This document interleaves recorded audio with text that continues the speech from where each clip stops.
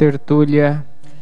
Boa tarde a todos e todas. Hoje é dia 13 de setembro de 2015, pelo menos aqui em Foz do Iguaçu, ensolarado, domingo, né? Já prenunciando a primavera, que se aproxima aí na próxima semana. É isso? O verbete de hoje é de número 3.509, com 7 páginas, 55 logias e 29 máximos. O tema, postura antipunitiva da especialidade pacifismologia. A autora do verbete, nossa professora Patrícia Mello, já uma verbetógrafa veterana. A professora Patrícia, ela é graduada em psicologia, especialista em psicologia clínica, mestre e doutora em psicologia. Ela é natural de Cruz Alta, voluntária da Conscienciologia desde 2004, docente desde 2006 e tenepsista desde 2012. A postura antipunitiva é a atitude ou posicionamento da consciência pacifista, homem ou mulher, manifestada pelos comportamentos, pensamentos, sentimentos e energias, de maneira a opor-se à punição bélica, arbitrária e antievolutiva, redirecionando esforços para a educação e reeducação consciencial cosmoética. O holopensene pessoal do pacifismo, o holopensene pessoal da ortoconvivialidade, o holopensene da reeducação consciencial, a antipunição pessoal, a antipunição do outro, as reformas penitenciárias, o altruísmo, a ajuda sem alarde, o exemplarismo cosmoético, o respeito ao nível evolutivo, as concessões cosmoéticas, a omissão superavitária, o método parapedagógico, a profilaxia da apriorismose, a postura antibelicista, as consequências naturais das interprisões grupo-kármicas, o hétero-perdão, o auto-imperdoamento sem autoflagelo, a punição empregada enquanto supressão comportamental sem violência. Na parafatologia, nós destacamos a autovivência do estado vibracional profilático, o autodesassédio, o heterodesassédio, a postura energética profilática, a sinalética energética e parapsíquica pessoal, a prática da TENEPS, a autovivência da OFIEXIS, as aulas sobre antiviolência e paz realizadas, nos cursos intermissivos, a contínua escola consciencial para pesquisística de métodos reeducativos pacificadores, o exercício constante do mental soma, direcionando à serenidade íntima, a autoconscientização multidimensional, eliminadora de conflitos, a função de pacificador grupal do evoluciólogo, o universalismo do serenão, as reubexes. Na parte do detalhismo, a autora ela traz bastante consistência nos argumentos que ela coloca no verbete, porque há 25 sessões com 23 máximos. Na sessão da argumentologia, no item caracterologia, a Patrícia ela apresenta 15 posturas ou características cosmoéticas para serem adotadas pelas consciências antipunitivas, em oposição justamente às posturas punitivas da atualidade. Muito interessante essa listagem, vale a pena um aprofundamento e reflexão acerca dessas características que ela traz. E, na sequência, em tipologia, ela exemplifica 4 tipos de punições ainda utilizados aqui no século XXI, fazendo justamente um contraponto e alertando, né, da existência ainda de posturas punitivas. E em terapeuticologia, sob a ótica da consciencioterapia, ela elenca 7 estratégias para justamente ajudar na aquisição da postura antipunitiva, cuja leitura, reflexão e estudo nós também recomendamos.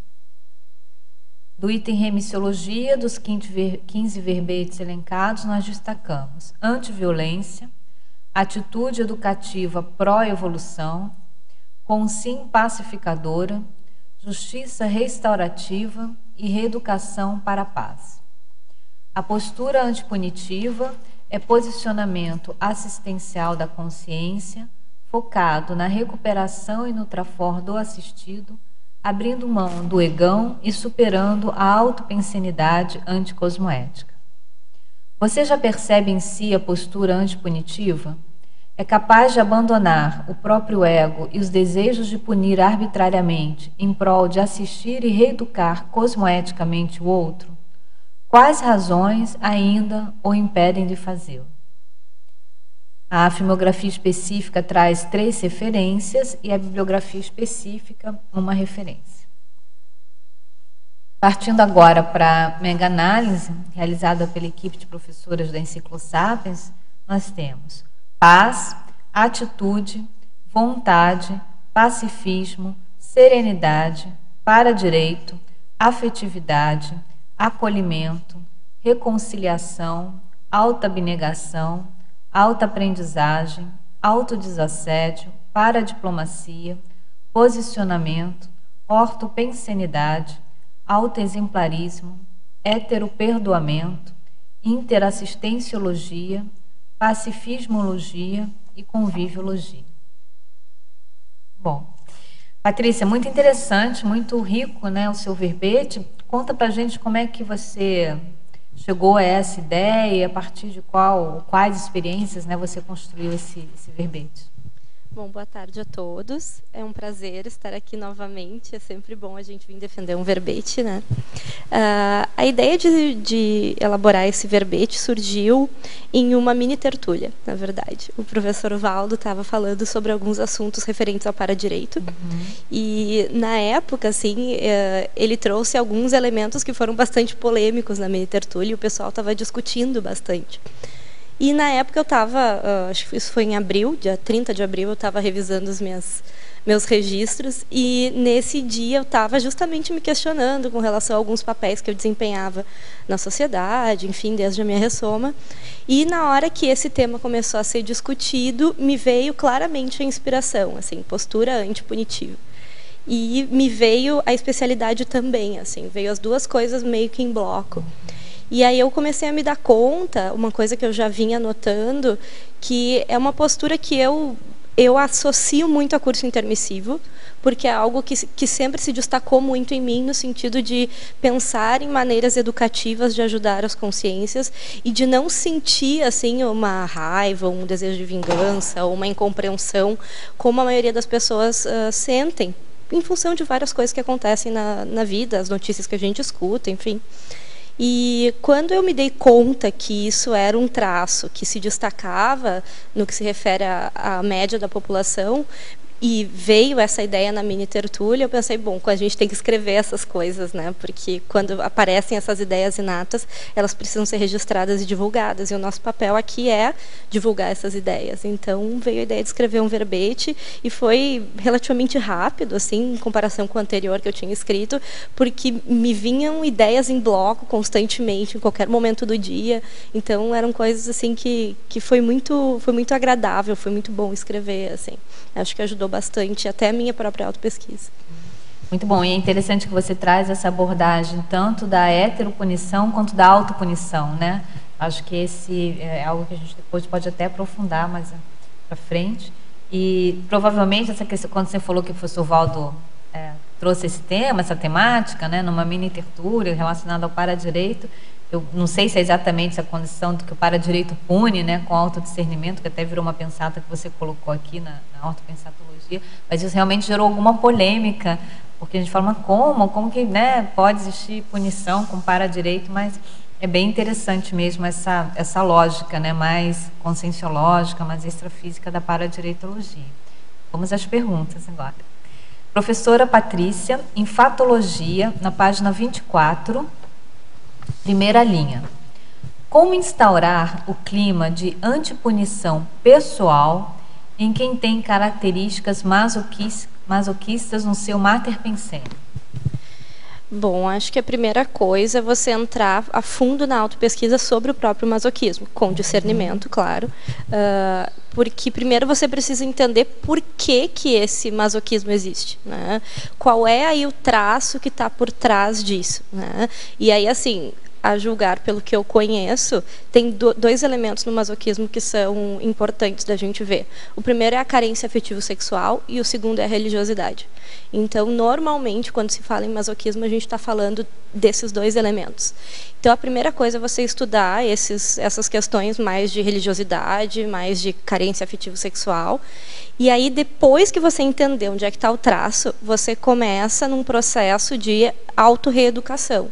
Por que eu ainda preciso disso para sentir prazer, para gostar das coisas, para ter algum tipo de satisfação? Por que eu não posso ter uma satisfação mais altruísta, mais benéfica, mais associada ao autoentendimento? Por que eu não posso ter prazer nas coisas de uma maneira mais saudável? Né? E aí, nesses casos, a gente normalmente recomenda que a pessoa entre em algum tipo de terapia, talvez consciencioterapia, a OIC está aí para contribuir nesse sentido, né? Ou mesmo fazendo outros cursos, né? Enfim, então acho que talvez por esse caminho ajude bastante.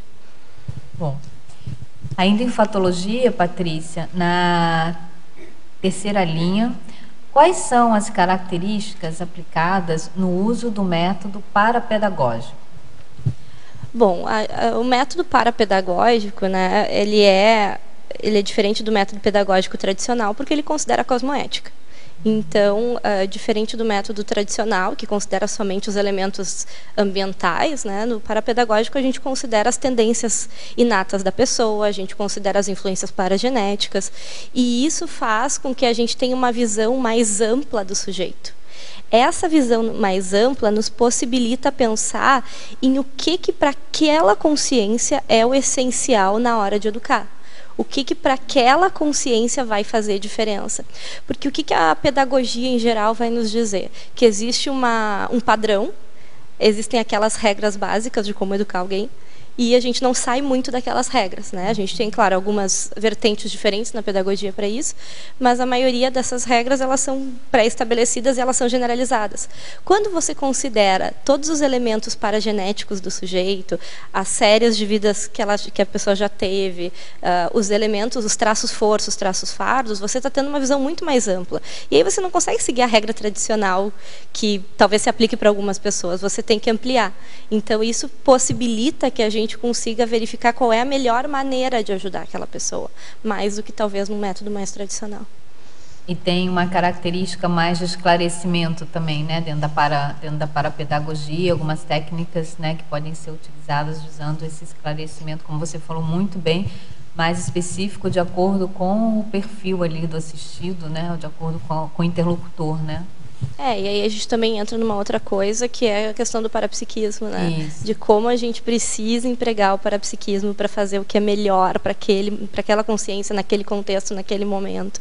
E isso, eu acho que é algo que a gente vê bastante quando a gente dá aula de conscienciologia, porque você acopla com o amparo de função, que te ajuda a entender, assim, qual é o ponto que você precisa chegar. Isso. E é muito comum, assim, não sei se as pessoas que já tiveram curso de conscienciologia podem até se identificar, mas às vezes você está dando um curso e aí você vê que foi cirúrgica a sua abordagem, assim, ela é realmente pontual para aquela pessoa e a pessoa fica às vezes até, como é que você sabia, como é que você se deu conta? E você sabe que tem todo um amparo por trás que te ajuda a entender esses elementos, né? O que você pensou quando você colocou esse método parapedagógico aqui na sua fatologia? Na verdade, né, quando eu estava lendo alguns verbetes sobre parapedagogia, reeducação consciencial, cosmoética, e nesses métodos parapedagógicos a gente vê que existe toda uma sincronicidade de elementos, a gente vê que existe toda uma ciência por trás do entendimento global da consciência. Então, quando a gente pensa nesse tema com relação ao verbete tem tudo a ver, porque quem está educando ou para-educando está considerando que aquela consciência é única, é singular, que tem todos os seus traços e que não tem como a gente desgostar de uma consciência porque ela cometeu um ato faltoso. É impossível quando você entende todo o histórico dela. Quando você compreende que aquele sujeito fez alguma coisa, mesmo que faltosa, porque vem todo um histórico de traços, de vivências, de interprisões, você começa a se dar conta que só a parapedagogia vai conseguir educar. Porque só a parapedagogia vai ter um alcance para entender todas essas influências que o sujeito sofreu.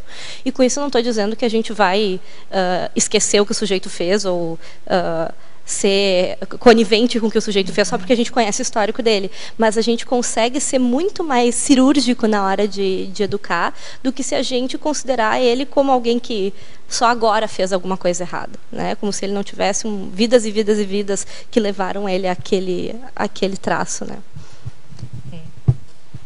Agora na página 26, Patrícia, na paradoxologia, último item. Como funciona o paradoxo da punição evolutiva? A base desse paradoxo é a lei de causa e efeito? Sim, a base desse paradoxo é a lei de causa e efeito. E tem outros itens, na verdade, que eu acho que esse último item da paradoxologia, ele resume bem.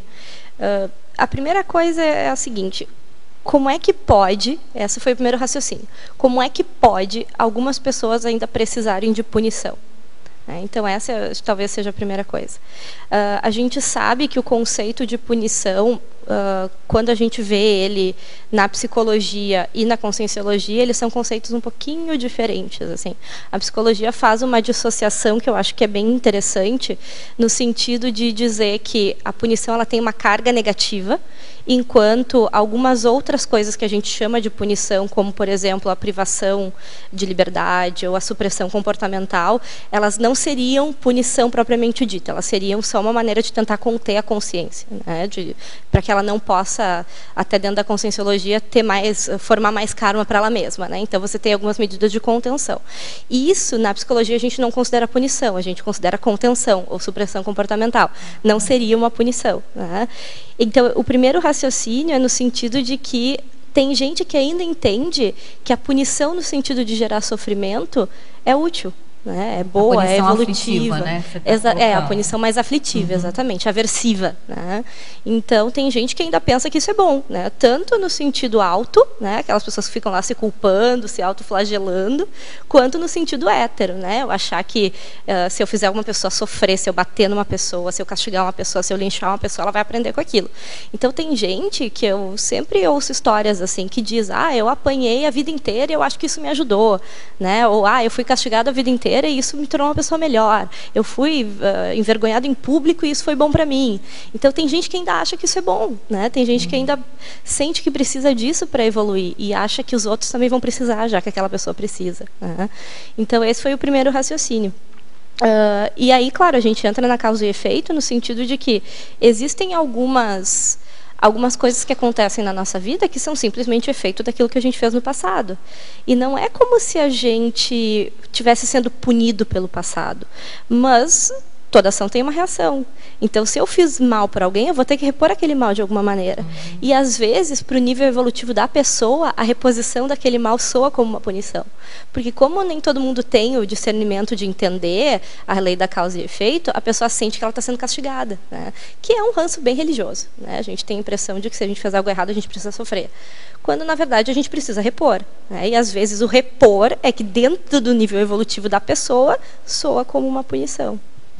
Se a gente analisar, né, a gente está lá na paradireitologia, a gente está estudando muito a condição daquele curso grupo kármico, né, aquelas fases, né, começam lá na interprisão, passa pela vitimização, recomposição, libertação e policarmalidade. Então, eu acho que a pessoa, ao entender mais esse curso, né, ao entender essa trajetória, às vezes evolutiva, e que em determinados momentos a pessoa está mais numa fase de interprisão, depois ela passa pela vitimização. Essa fase da vitimização, ela tem o seu caráter, digamos assim, autorreeducativo, do seu ponto de vista da consciência, né? E aí o tempo que a pessoa vai passar nessa fase, ou quanto que a pessoa vai, digamos assim, sofrer, vamos dizer assim, né, com essa fase, com essa imagem, é que realmente é o tom, acho que é o pulo do gato que você está querendo dizer. Porque, por exemplo, no direito, a punição, ela tem um caráter reeducativo. Sim. Né? A teoria da pena surge justamente com surgiu, né, com essa intenção de dar oportunidade para que a pessoa atual, né, a teoria da pena atual, dê oportunidade para que a pessoa possa realmente passar por uma, digamos assim, reflexão sobre os seus atos antissociais, né, e promover uma reeducação. E dependendo do local em que isso esteja acontecendo, né, no mundo, isso por exemplo, a gente sabe que isso não acontece, né? Mas essa punição agressiva, essa punição aflitiva, essa punição inclusive física, isso, do seu ponto de vista do direito, remonta lá, né, do início do princípio do começo, com o princípio da lei de Talião, né, olho por olho, dentro por dente, que tem muito componente da vingança. Não é isso? E aí essa confusão, né, de justiça com vingança, e aí toma lá da cá, se você, né, me fez mal, eu necessariamente vou ter que te pagar na mesma moeda, né? É interessante você colocar isso, porque a primeira vez que eu li a teoria que falava sobre vitimização, né, sobre essa fase do grupo evolutivo que é a vitimização, em que a pessoa acaba, muitas vezes, o meio começa a cobrar dela coisas que ela fez no passado e começa a cobrar tudo ao mesmo tempo, né? Então a pessoa tem essa sensação de que ela está sofrendo e que isso é necessário. Mas quando eu li isso a primeira vez, eu fiquei meio incomodada, porque me soava como punitivo, me parecia que assim a cosmoética estava punindo a pessoa por alguma coisa. Até eu entender que a cosmoética ela não tem esse caráter aversivo, levou um tempo, então eu não gostava muito dessa teoria, assim. Mas depois eu vim entender justamente isso, que é o momento da pessoa entender o que ela fez. E esse momento, às vezes, é dolorido, porque quando você se dá conta de muita coisa que você fez, dói mesmo, né? Não tem como não doer. Então, é por isso essa pensata que você colocou aqui, né? Que a paradireitologia pune com autodiscernimento teático da cosmoética. Então, quando a pessoa lá começa a entender, a ficar mais lúcida da sua anticosmoeticidade, das suas autocorrupções, né? Dos seus traços anticosmoéticos, os seus paradelitos, da sua ilicitude consciencial, acho que esse é uma das maiores punições que a pessoa pode ter, porque começa a ter uma série de consequências. A pessoa começa a ficar constrangida, aí surge o autoconstrangimento, né? E a pessoa se dá conta de que realmente aquelas atitudes ou aquela manifestação consciencial está totalmente fora da cosmoética. Então, acho que essa punição pela lucidez, né, pelo autorreconhecimento da sua anticosmoeticidade, que é a mais, digamos assim, talvez até reeducadora, né, até mais autoparapedagógica, né? Como eu acho que até eu, particularmente, isso é bem pessoal, né? Não é necessariamente uma ideia da conscienciologia, mas eu acho que o termo punição a gente ainda poderia trabalhar um pouco melhor, assim, porque eu acho que punição tem uma carga energética muito negativa. Então dá uma sensação aversiva com a palavra, que não necessariamente é a intenção na hora de gerar algum efeito sobre a consciência. Na falta de uma palavra melhor, né? Mas também quando você dá um ressignificado na palavra, né? Aí com essa abordagem própria do paradigma consciencial, acho que esse entendimento, né, ele fica mais fácil dentro do nosso paradigma. Vamos lá, Patrícia. Tema super bom, né? Bem polêmico, assim, gera bastante pergunta. Na legislogia, na página 26, na primeira linha, qual é a sua opinião em relação à polêmica ao projeto de lei de redução da maioridade penal no Brasil? Pessoalmente, da maneira como está descrito no projeto de lei, eu não acho saudável. Por alguns motivos. O primeiro é que a palavra punição, no sentido mais aversivo, aparece em 3 momentos no projeto de lei. Então, aparece, acho que na primeira página, depois lá no meio, depois lá no final. Então, esse caráter mais aversivo da punição está no próprio projeto, assim. Então, eu acho complicado você aprovar um projeto que tem já esse caráter na própria descrição, assim. O segundo ponto é que, da maneira como o nosso sistema penitenciário é regido hoje, você pegar alguém que tem 16 anos e você colocar numa penitenciária, ele hoje não mesmo que não fique parece, separado, né, mesmo que fique separado, tem um caráter que não vai ser educativo. Com isso, eu não estou dizendo que a gente não tem que criar medidas de contenção. A gente não pode deixar a pessoa solta, depois que ela cometeu um ato gravíssimo, simplesmente porque ela é mais jovem, né? A gente tem que fazer alguma coisa por ela. Mas, da maneira como se propõe esse projeto, eu acho que até a maneira como as pessoas defendem ele já é uma maneira, assim... As pessoas querem realmente que esses jovens sofram, que eles apodreçam, como eu até coloco em algum momento no verbete, né? Que eles apodreçam na cadeia, assim, como se isso fosse resolver alguma coisa. Claro que no mundo ideal, o que a gente faria, né? A gente faria o que o professor Valdo sempre falava, né? De prisões rurais, em que as pessoas, mesmo com 16 anos, seriam afastadas do convívio da sociedade, mas elas teriam que trabalhar em conjunto para construir alguma coisa. E isso seria muito mais educativo, né? Da maneira como o projeto é redigido hoje, a minha visão pessoal é que não deveria funcionar desse jeito, porque tem um caráter muito aversivo. E aí eu não acho que seria educativo.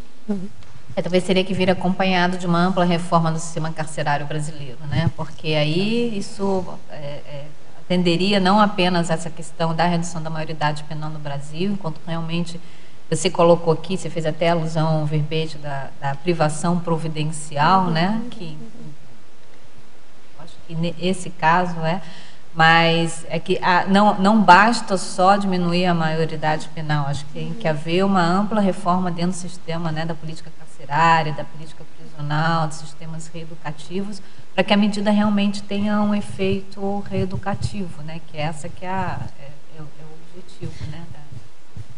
A gente não pode esquecer que existe uma coisa em paralelo a isso, ou até anterior a isso, não sei, a gente teria que ver, mas que é a educação propriamente dita. Né? Como é que a gente vai pegar um sujeito que nunca teve condições de nada, já tem uma paragenética complicada, tem um histórico de interprisão altíssimo, e aí você não dá condição nenhuma para ele sobreviver no planeta, e aí, claro, que ele vai voltar, vai se afinizar com as mesmas coisas, ele não vai ter afinidades saudáveis, e aí, claro, que ele vai voltar a cometer aqueles atos faltosos. Então, assim, é uma bola de neve, né, que vai se acumulando, e a sociedade também não dá para ele muitas condições de melhorar isso. Né? Então, aí, claro, você chega num ponto de precisar encarcerar ele para que ele não piore ainda mais o karma dele.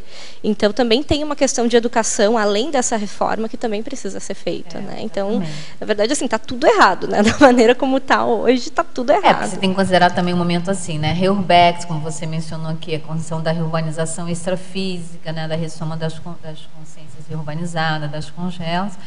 E o que a gente observa, pelo menos aqui no Brasil, realmente está uma questão, né? Assim, adolescentes, crianças cometendo crimes hediondos, de assassinatos, de homicídios, de uma forma muito cruel. Então, algo realmente tem que ser feito. Mas eu acho que o pensar de uma maneira mais global, que não seja efetivamente só reduzir a maioridade penal como uma proposta de que isso vá realmente resolver o problema da criminalidade dentro da infância e da juventude, eu também não vejo isso. Mas o que fazer, né? Eu acho que a gente tem que pensar qual que é a solução mais efetiva a longo prazo, claro, mas a curto prazo, como lidar com a condição da criminalidade infanto-juvenil.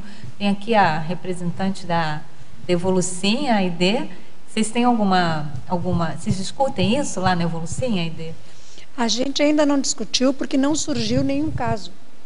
Entre as crianças que a gente vê, nós não temos ainda nenhum caso de uma criança que tenha descontrole, né, emocional, ou que tenha alguma situação que acarrete algumas... No meio de todos eles, todos confraternizam, se sentem muito bem, se entendem bem.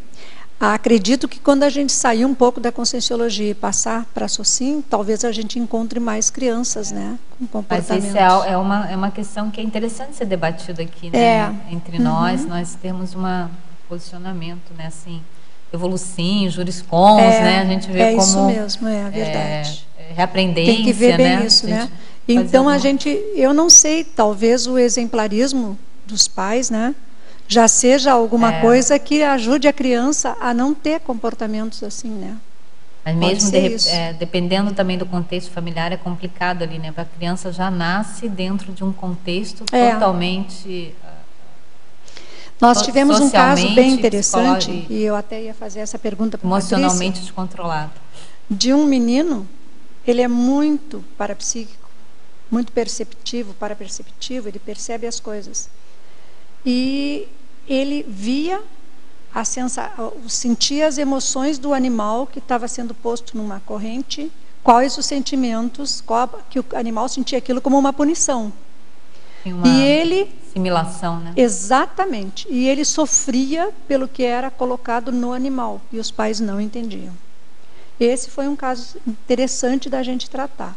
Deles perceberem que o filho era capaz de sentir as dores ou o sofrimento do animal, porque para ele era uma privação da liberdade, então era um ato punitivo. Então você vê, partindo daí, os pais têm que observar também os filhos, porque os filhos têm sensações diferenciadas deles, né? E são capazes de entender uma realidade que para eles não existe. Então isso é um fato bem importante. Quando a criança está trazendo isso, e isso está causando sofrimento a ela, porque ela está associada a esse animal, assimilada com o animal. Isso acontece muito com criança, assimilar com os animais, porque ela convive numa vida muito mais livre, e ela gosta do animal, né? Não é como um adulto que já se fechou um pouco para ele. Então isso é interessante de ver, pode ver que os donos dos animais também assimilam muito o sofrimento deles e sabem o que eles estão passando, né? Tem essa convivialidade sadia, isso, né? Patrícia, tem uma pergunta aqui para ti. A página 28, número 7, na terapeuticologia. Emprego do parapsiquismo para a sondagem das estratégias reeducativas mais adequadas à assistência da consciência faltosa. Como que a gente poderia fazer isso na prática? Eu acho que a primeira questão aí é a assimilação simpática, né? Quando a gente fala de assimilação energética, a gente está falando de entrar no campo daquela consciência e poder entender o que para ela é necessário. Então, a primeira coisa é você entender de energia, né? Você começar a fazer um investimento maior na qualidade do seu parapsiquismo. O que é isso? É fazer ver todo dia, é poder fazer dinâmicas parapsíquicas para quem mora em Foz, tem lugares fora de Foz que também tem. É você poder, quando estiver conversando com alguém, expandir as suas energias para chegar na energia da outra pessoa. Então, isso, quando a gente já tem alguma prática, e você acopla com a pessoa, como a gente diz, você entende o que para ela é necessário. Uma coisa que ajuda também, claro, é você se interessar pela pessoa a ponto de entender a história dela. E as possibilidades da para-história dela, né? O que levou ela até agora, as influências paragenéticas, os traços fortes, os traços fardos. Então, quando você entende o histórico da pessoa e você acopla com ela nas energias, você começa a usar o parapsiquismo para identificar o que é melhor para ela, né? E aí, claro, se você tem que estudar técnicas educativas, porque não vai surgir do nada, né? Se você não tem qualquer informação mental somática sobre o assunto, não é só parapsiquismo, a gente tem que entender também de métodos educativos, né? Mas acho que o fundamental aqui nesse item, que é o número 7 do parapsiquismo, é a ideia do acoplamento a ponto de você saber exatamente o que aquela pessoa está precisando, né? E com o aprofundamento desse acoplamento, né, Patrícia, vem inclusive a própria clarividência, né? Você vai aprofundando, vai adentrando mais ali na psicosfera do interlocutor ou do assistido, e pode vir a clarividência, de repente até uma retrocognição também, né? Você começa a acessar, pode começar a ter ideias, né? Acessos, flashes de vidas passadas da pessoa, isso vai formando realmente um acervo importante, né, a nível de... Página 24, Patrícia, em Parafatologia, 8ª linha. Poderia relatar que informações você extrai, em concreto, do acoplamento áurico na assistência de reconciliação? Como separar com eficácia o que é informação do assediador e que é do amparo? Olha, bem sincrônico com a sua posição agora. Então, a questão do acoplamento áurico é exatamente o que eu falei agora, né? Você realmente entrar nas energias da pessoa para poder dar conta daquela assistência. Quando a gente fala de evidências bem concretas, assim, o que eu noto, né? Que a primeira reconciliação que a gente tem que fazer é com a gente mesmo. A segunda é com o grupo karma e depois com o polikarma, né? Falando um pouco do grupo karma, o que eu observo, né? que existem consciências no nosso grupo Karma que a gente se afiniza muito e tem consciências que as nossas afinidades não são tão saudáveis, né? E muitas vezes, quando a gente vai reciclando alguns traços, a gente vai se dando conta do quão diferente a gente está se tornando de outras pessoas do nosso grupo. Quando a gente faz isso, o natural, muitas vezes, para algumas pessoas, principalmente aquelas que são mais teimosas, mais agressivas, é criar uma certa indisposição. Quando você acopla com a pessoa e você se dá conta que são apenas diferenças e que eventualmente vai todo mundo chegar num nível evolutivo em comum, né? Pode ser daqui a 50 vidas ou uma, você começa a se dar conta que aquela consciência precisa da sua assistência e aquela consciência tem um histórico com você que precisa ser revisado. E você, assim como ela, deve algo a ela. Porque a gente não vem no Grupo Karma só para ser assistido pelo Grupo Karma. A gente vem para assistir também. Então, quando a gente se dá conta, dentro desse acoplamento, que a gente tem um histórico juntos e que essa consciência precisa de assistência, você começa o processo de reconciliação. Porque você devolve para ela coisas que ela precisava.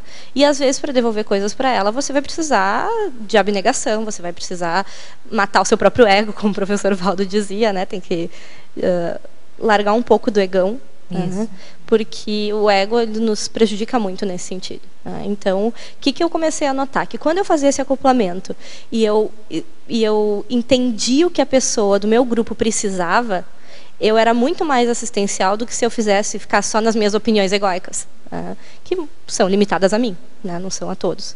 Então, acho que o que eu mais tenho de evidência são as minhas experiências com o Grupo Karma, assim, né? De realmente poder entrar em sincronia com aquela pessoa naquele momento para ajudar ela no que ela precisa.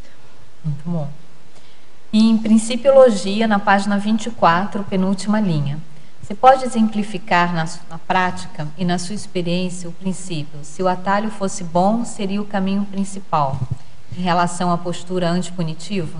Sim, porque o que eu observo bastante, assim, que quando a gente utiliza a punição no sentido que eu coloquei no verbete, que é o sentido aversivo, né? A gente está tentando, a gente tem dois objetivos. O primeiro é se vingar de alguma maneira ou fazer algum tipo de justiça, né? Que é a coisa da síndrome do justiceiro, que eu tinha muito, assim, eu queria fazer justiça, as pessoas precisavam, assim, enfim, entender as consequências dos seus atos, né? Então eu tinha muito isso. E aí, quando você usa a punição, é como se você tomasse um atalho. Você quer que a pessoa sofra alguma coisa. E aí você vai lá e pune ela de alguma maneira.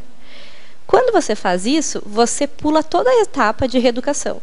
Porque você não esclarece nada, você simplesmente tem um comportamento aversivo. E em nenhum momento isso auxilia a consciência no sentido de ela entender qual é o problema. Então, isso eu passei muito, porque eu sou professora universitária também. Então, sempre tem alunos, né, algumas situações em que a gente vê assim que a pessoa precisa de ajuda e, às vezes, algumas coisas me causavam uma revolta. Né? Então, o que eu fazia? Né? Eu gerava um desconforto na pessoa esperando que ela melhorasse. Mas é claro que aquilo não melhorava, deixava a pessoa pior. Né?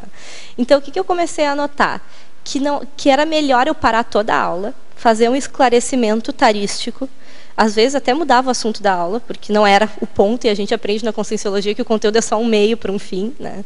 Parava tudo e aí explicava para a pessoa tudo o que ela precisava entender sobre aquele ponto. E isso contribuía muito mais do que se eu, sei lá, dissesse para ela que ela não podia ser assim, que, enfim, gerasse, né, fizesse alguma punição mais verbal. Então, isso começou a ajudar muito mais. Então, o que eu comecei a me dar conta? Que na tentativa, às vezes, de fazer a pessoa parar ou ficar quieta ou não fazer mais aquilo, eu estava tomando um caminho mais rápido para uma coisa que é muito mais complexa, que é a educação. Eu sempre digo, assim, para quem vem me procurar sobre isso, que educar dá muito trabalho. Educar é um caminho longo, né? Não é simples. Não estou dizendo que ele precisa ser árduo, difícil e penoso, mas ele não é, ele é complexo. Né? A punição é fácil, é simples, você vai lá e bate na criança e pronto. Tá, para a pessoa está resolvido, só que você não esclarece ninguém. Então, a punição é o atalho, a educação é o caminho principal. E aí, pegando o gancho dessa sua questão aí de bater nas crianças, em paradoxologia, a Teletertuliana pede para você expandir o paradoxo de os pais baterem nos filhos. Isso é uma coisa que eu nunca entendi. porque, quer dizer, eu entendo, mas assim, eu não tenho vivência disso no sentido de que eu nunca apanhei na minha vida, assim, os meus pais nunca bateram em mim, nunca me agrediram de nenhuma forma física, assim. Então, para mim nunca fez muito sentido por que as pessoas batiam umas nas outras. Porque bater é uma violência tão arcaica, se você for pensar, né? Assim, bater em alguém, quer dizer, tem leis contra bater nas pessoas. Então, quer dizer que isso não está certo. Então, se você não faz isso com um adulto, que é alguém que já está neuroquimicamente, pelo menos, mais maduro, não sei se evolutivamente, é outra história, mas assim, alguém que já é do seu tamanho, pelo menos, como é que você faz isso com uma criança?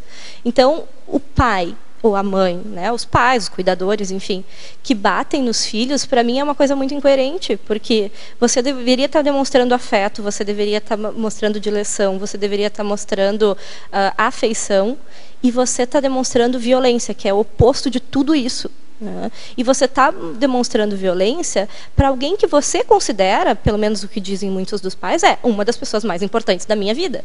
Então, se você veio para cuidar de alguém, como é que você bate em alguém?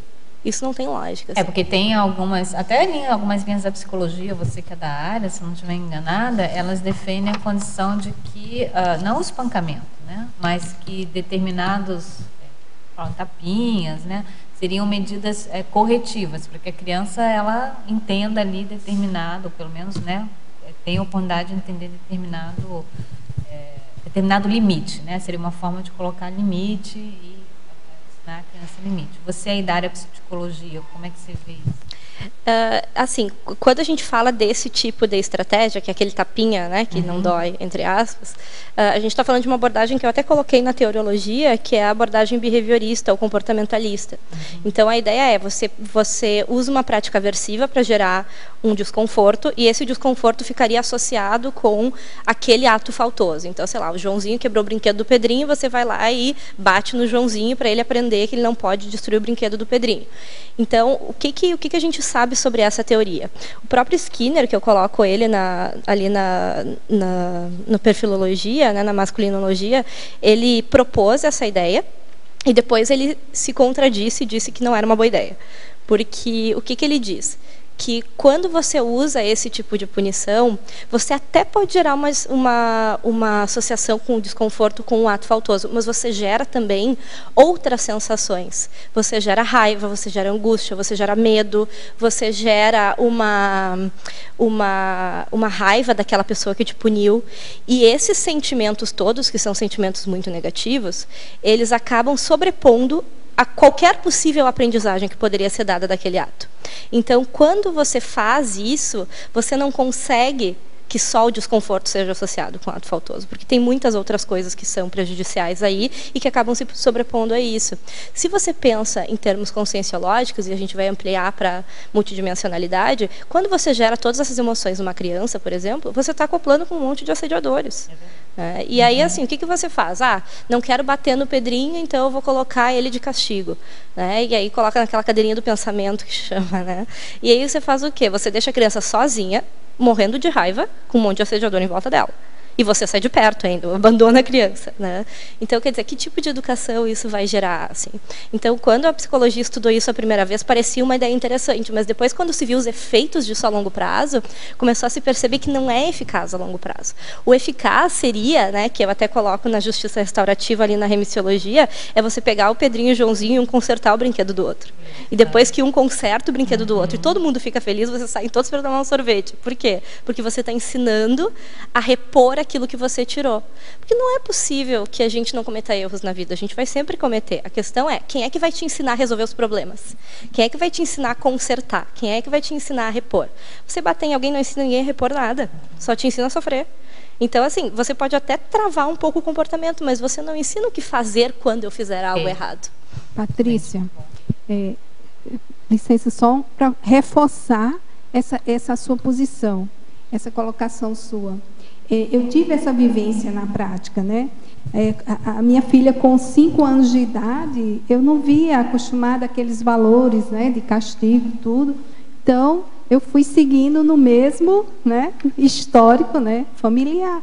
Mas aí eu fui vendo a revolta e, de certa forma, o mal-estar que me causava esse tipo de postura do castigo. Então, eu analisei muito e disse, não, se eu não está surtindo efeito, eu não vou adiante com a postura que eu vejo que é totalmente equivocada. Então, eu passei imediatamente a me posicionar, conversando, mostrando exemplos de outras situações que havia dado errado e que ela estava procedendo, né? E com aquilo ela via o erro do outro, e ali eu mostrava, conversava e tinha aquela aula, né? Praticamente era diária, né? Chegava de escola, havia problemas, né? Ela tinha um histórico meio hiperativo, chegava da escola, tinha aquele problema que surgia com direção e tudo. Eu ia mostrar situações que, por outro lado, seria positivo e não aconteceria se ela tivesse procedido daquela forma. E ela, mesmo novinha, ela compreendia, porque eu mostrava a situação, né? E com isso eu fui vendo que surtia muito mais efeito você dar o exemplo de outros, o seu, e mostrar e conversar, né? E eu vi um resultado positivo. Até hoje. Isso que você está falando é bem importante. Tem 2 pontos aí que eu queria até ressaltar. O primeiro é assim, a nossa capacidade de inteligência no sentido de entender quando uma estratégia não funciona. Porque muitas vezes as pessoas me dizem assim, eu bato no meu filho, ele não aprende, ele não aprende, ele não aprende, eu continuo batendo, ele não aprende, o que está acontecendo com a criança? Eu disse, mas você já tentou parar de bater? Não, mas e se eu não bater, como é que vai ser? Mas assim, se não está funcionando bater, por que você vai continuar batendo? Einstein dizia que loucura é você fazer a mesma coisa várias vezes esperando resultados diferentes. Então, assim, se você está batendo e não está funcionando, é porque parece que bater não funciona, você vai ter que usar outra estratégia. E o outro ponto que eu acho que ela falou que é bem significativo também é essa questão assim, de você parar e explicar algumas coisas. Eu lembro quando eu era pequena, como eu falei, meus pais nunca me bateram, nunca me agrediram fisicamente. Mas, por exemplo, eu ia mal na escola. Aí o que a minha mãe fazia? Minha mãe sentava comigo e dizia, como é que você está se sentindo agora? Eu dizia, eu estou mal, eu vou pegar recuperação, vai ser ruim, eu vou ficar com menos férias, eu vou ter que, sei lá, continuar indo na aula quando os meus colegas não estão, então vai ser muito ruim. Ok, então você acha que da próxima vez não é melhor estudar mais para não ter que passar por isso? Eu dizia, é verdade, realmente. E daí no ano seguinte eu estudava um pouco mais. Né? Então ela me fazia ver que os meus atos tinham consequências. Ela não estava me dizendo, você está sendo punida por isso. Ela estava dizendo, olha, se você fizer isso, a consequência é essa. Você está disposta a enfrentar essa consequência de novo? Então isso é muito mais educativo do que ela me deixar de castigo. Quer dizer, não ia adiantar ela me deixar de castigo, eu não ia aprender nada com isso. Então eu achava que isso era muito mais saudável, só que tem um detalhe. Ela tomava o tempo dela para sentar comigo, ela parava tudo que ela estava fazendo para ter uma conversa. Quem é o pai e a mãe hoje que consegue ter um tempo para ter essa conversa? Mas isso é fundamental, né? Esse tempo e essa disposição, disponibilidade, atenção, direcionamento, né, dos pais para com os filhos, principalmente em determinadas épocas assim, né, da infância, isso é muito importante mesmo. Vamos lá, Patrícia, na página 24, na fatologia, em 8ª linha também. As contenções comportamentais necessárias para evitar a interprisão grupocármica. O Verbetelli Tertuliano pede para você expandir. Sim.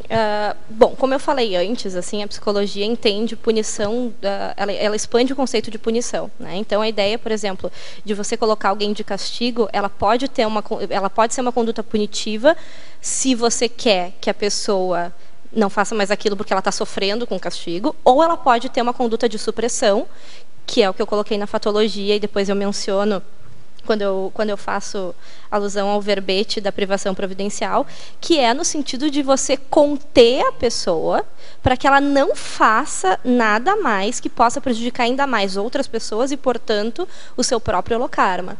Então, por exemplo, né, vamos dizer que o Joãozinho está batendo no Pedrinho.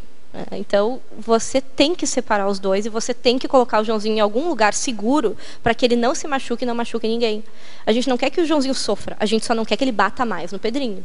Então, a gente não está ali querendo se vingar dele, que ele se machuque, que ele fique mal, nada disso. A gente só não quer que ele seja violento com alguém, então a gente tem que segurar ele. A própria reclusão, né? Claro que as penitenciárias hoje elas são muito mais punitivas, aversivas do que propriamente reclusivas. Mas se a gente fosse pensar na reclusão propriamente dita, de você privar alguém de liberdade, a ideia aqui é que a pessoa não fique mais na sociedade cometendo os mesmos atos faltosos. Então, ao invés do cara sair e estuprar alguém, ele vai ficar preso, recluso, para que ele não gere mais uma interprisão, né? E sabe-se lá quantas que ele poderia gerar se ele tivesse livre. Então, aqui a lógica não é assim, eu quero que ele fique desconfortável. A lógica é melhor segurar ele, suprimir, conter o comportamento dele, do que deixar ele livre e prejudicando mais a ele mesmo. Então, é uma proteção ao sujeito. E aí eu sugiro que a pessoa até leia um pouco mais a questão da intencionologia da página 28, porque ela fala justamente isso. Qual é a intenção que eu tenho quando eu estou tentando educar alguém? A minha intenção é machucar a pessoa ou é impedir que ela mesma se machuque? Então, se a minha intenção é que ela não se machuque mais, a minha intenção é cosmoética. Agora, se a minha intenção é violentá-la, a minha intenção está anticosmoética. É que ela não se machuque mais, não machuque a si mesma, não machuque mais a outras pessoas, né? Que ela, aí é uma questão do princípio da economia, dos males do menor, né? Você tem que realmente retirar a pessoa do convívio, do grupo, do convívio social. As transmigrações existem para isso, né? Num extremo. Em página 26, Patrícia, no item politicologia, final da primeira linha, por que você coloca a democracia... não, na verdade, o teletertuliano pergunta qual a relação da democracia com o tema do verbete. Bom, se você pensar numa democracia mais sadia, né, em tese, a gente teria possibilidade de escolher em conjunto não punir mais as pessoas, né? Não usar essa punição aversiva, pelo menos. Então, a democracia estaria aqui no sentido de contribuir globalmente, em conjunto, para que a gente possa instalar medidas educativas mais saudáveis no planeta. E você só faz isso quando as pessoas começam a concordar umas com as outras, que as estratégias que a gente usava antes são meio precárias, né? A própria, você falou antes da lei de Talião, né? Olho por olho, dente por dente. Se começou a perceber que aquilo não era saudável, né? E você não pode mudar qualquer sistema sem perguntar para as pessoas o que elas acham, né? Então, se você usa a democracia e você pega grupos de pessoas mais saudáveis que consigam já pensar que a gente precisa de tecnologias melhores para assistir as pessoas, você está usando um processo democrático. Interessante. Patrícia, aqui é a Sheila. Parabéns pelo verbete. Eu tenho várias perguntas. Uma delas, eu estava ouvindo você dizer sobre sua experiência pessoal com a sua família. Então, o aporte que você teve junto à sua família para receber alguns tipos de instrução mais pacífica e fez você não ter a postura punitiva, né? Mas dentro da sua experiência da assistência, como é que faz? O que você acha e passa como técnica? Qual é a abordagem dentro dessa tua pesquisa para crianças ou pessoas que elas já vêm de uma mesologia mais arraigada na punição e ela passa a ser adultos que se autopune e punem a todos que estão em volta dela? Qual é nesse processo a mudança de bloco pensênico ou o acesso que a gente pode ter para fazer essas pessoas compreenderem que a punição não leva a nada? Assim, qual é? Acho que assim, tem um autor que eu gosto muito dentro da psicologia, que é o Albert Bandura. O Bandura, ele fala muito sobre exemplarismo, né? Ele tem a teoria do condicionamento vicário, que ele fala basicamente que a pessoa aprende por observação. Então, ele fala da influência mesológica no sentido da influência grupal, né? E o que ele diz, né? Que basta um modelo saudável que possa se afinizar afetivamente com alguém para que aquela pessoa encontre uma saída para algo que é pouco saudável, para algo que é patológico. O que eu quero dizer com isso? Que, em última análise, tudo que a gente pode fazer é ser exemplo, né? Se a pessoa não tem um exemplo em casa, você vai ter que ser o exemplo dela fora de casa. O Bandura dizia que não precisava necessariamente ser os pais da pessoa. No início ele achava que podia, mas depois ele começou a ampliar o que ele dizia e ele viu que assim, podia ser um professor na escola, podia ser uma figura da comunidade, podia ser qualquer pessoa, podia ser até um jogador de futebol na televisão, dependendo de qual era a afinidade que aquela pessoa sentia. Então eu acho que o primeiro ponto, o ponto crucial é a gente encontrar para aquela consciência um um exemplo saudável. Então essa talvez seja a melhor estratégia, a estratégia mais pedagógica, assim, você começar a buscar quais foram os exemplos que você teve na sua vida, que não precisam ser da família, e que sejam exemplos de saúde, de cosmoética, que sejam exemplos melhores do que aqueles grupais que você teve, que às vezes são patológicos mesmo. Outra coisa que eu acho que é importante, se você já está mais adulto, eu sei que você perguntou de criança, mas pensando nos adultos também, é você começar a ampliar a autopesquisa, né? Por que eu ainda acho que punição é bom? Por que eu ainda acho que sofrer é interessante? E começar a se perguntar essas coisas, né? Mas no caso de criança, eu acho que a melhor coisa, e aí que bom que eu estou com alguém do Evolucim aqui do lado, porque é você buscar ambientes para a consciência que sejam ambientes mais saudáveis. Na Conscienciologia a gente tem Evolucim, né, que você coloca a criança lá, ela tem um monte de exemplo cosmoético de como é que as coisas deveriam funcionar. Na Socim você tem que buscar professores, você tem que buscar assistentes sociais, você tem que buscar pessoas que possam contribuir nesse sentido. Posso só complementar? Me lembrei agora de uma coisa importante. E a coisa mais importante é a pessoa que lida com a criança não trazer dentro dela esse pensene agressivo. Porque pela assimilação simpática vai atrair o da criança também. Então a pessoa que lida com a criança, ela tem que saber muito dela própria. Ela tem que ter muito conhecimento de si para ver o que ela vai acordar na criança. Nós não desejamos crianças perdidas, angustiadas, agressivas, não é esse o nosso objetivo. Então a gente na Evolucim procura muito isso, sabe? Nós estamos em condição, nós não temos isso tão saliente assim, isso já foi uma fase que se houve, já foi superada ou ainda está latente? Então as pessoas agressivas não têm como lidar com criança. Até mesmo porque já existem, né, de crianças que trazem na sua paragenética a condição da agressividade. Então acho que esse contraponto aí do educador, do cuidador, da pessoa que lida com a criança é importante, até para não exacerbar mais, né? Pois então tem que ver assim, ó, professora de escola, todos que lidam com criança. Se uma professora agressiva pegar uma turma de agressivos, não vai funcionar. Então isso é muito sério, quem lida com criança tem que se olhar muito bem. Então a mãe, pai tem que se olhar primeiro, mas a criança vai conviver com isso na Socim. Mas se ela já não tiver exacerbado dentro dela, vai ser muito mais fácil para ela lidar. E até aí o pai e a mãe conversam e mostram outras maneiras de lidar. Né? Mas isso é sério. Mas uma curiosidade, na filmografia, no 3, você colocou Caçador de Pipas. Qual é a correlação que você fez com esse filme e o tema da postura antipunitiva? Eu acho o Caçador de Pipas talvez o maior exemplo de filme de reconciliação e reposição que existe, assim.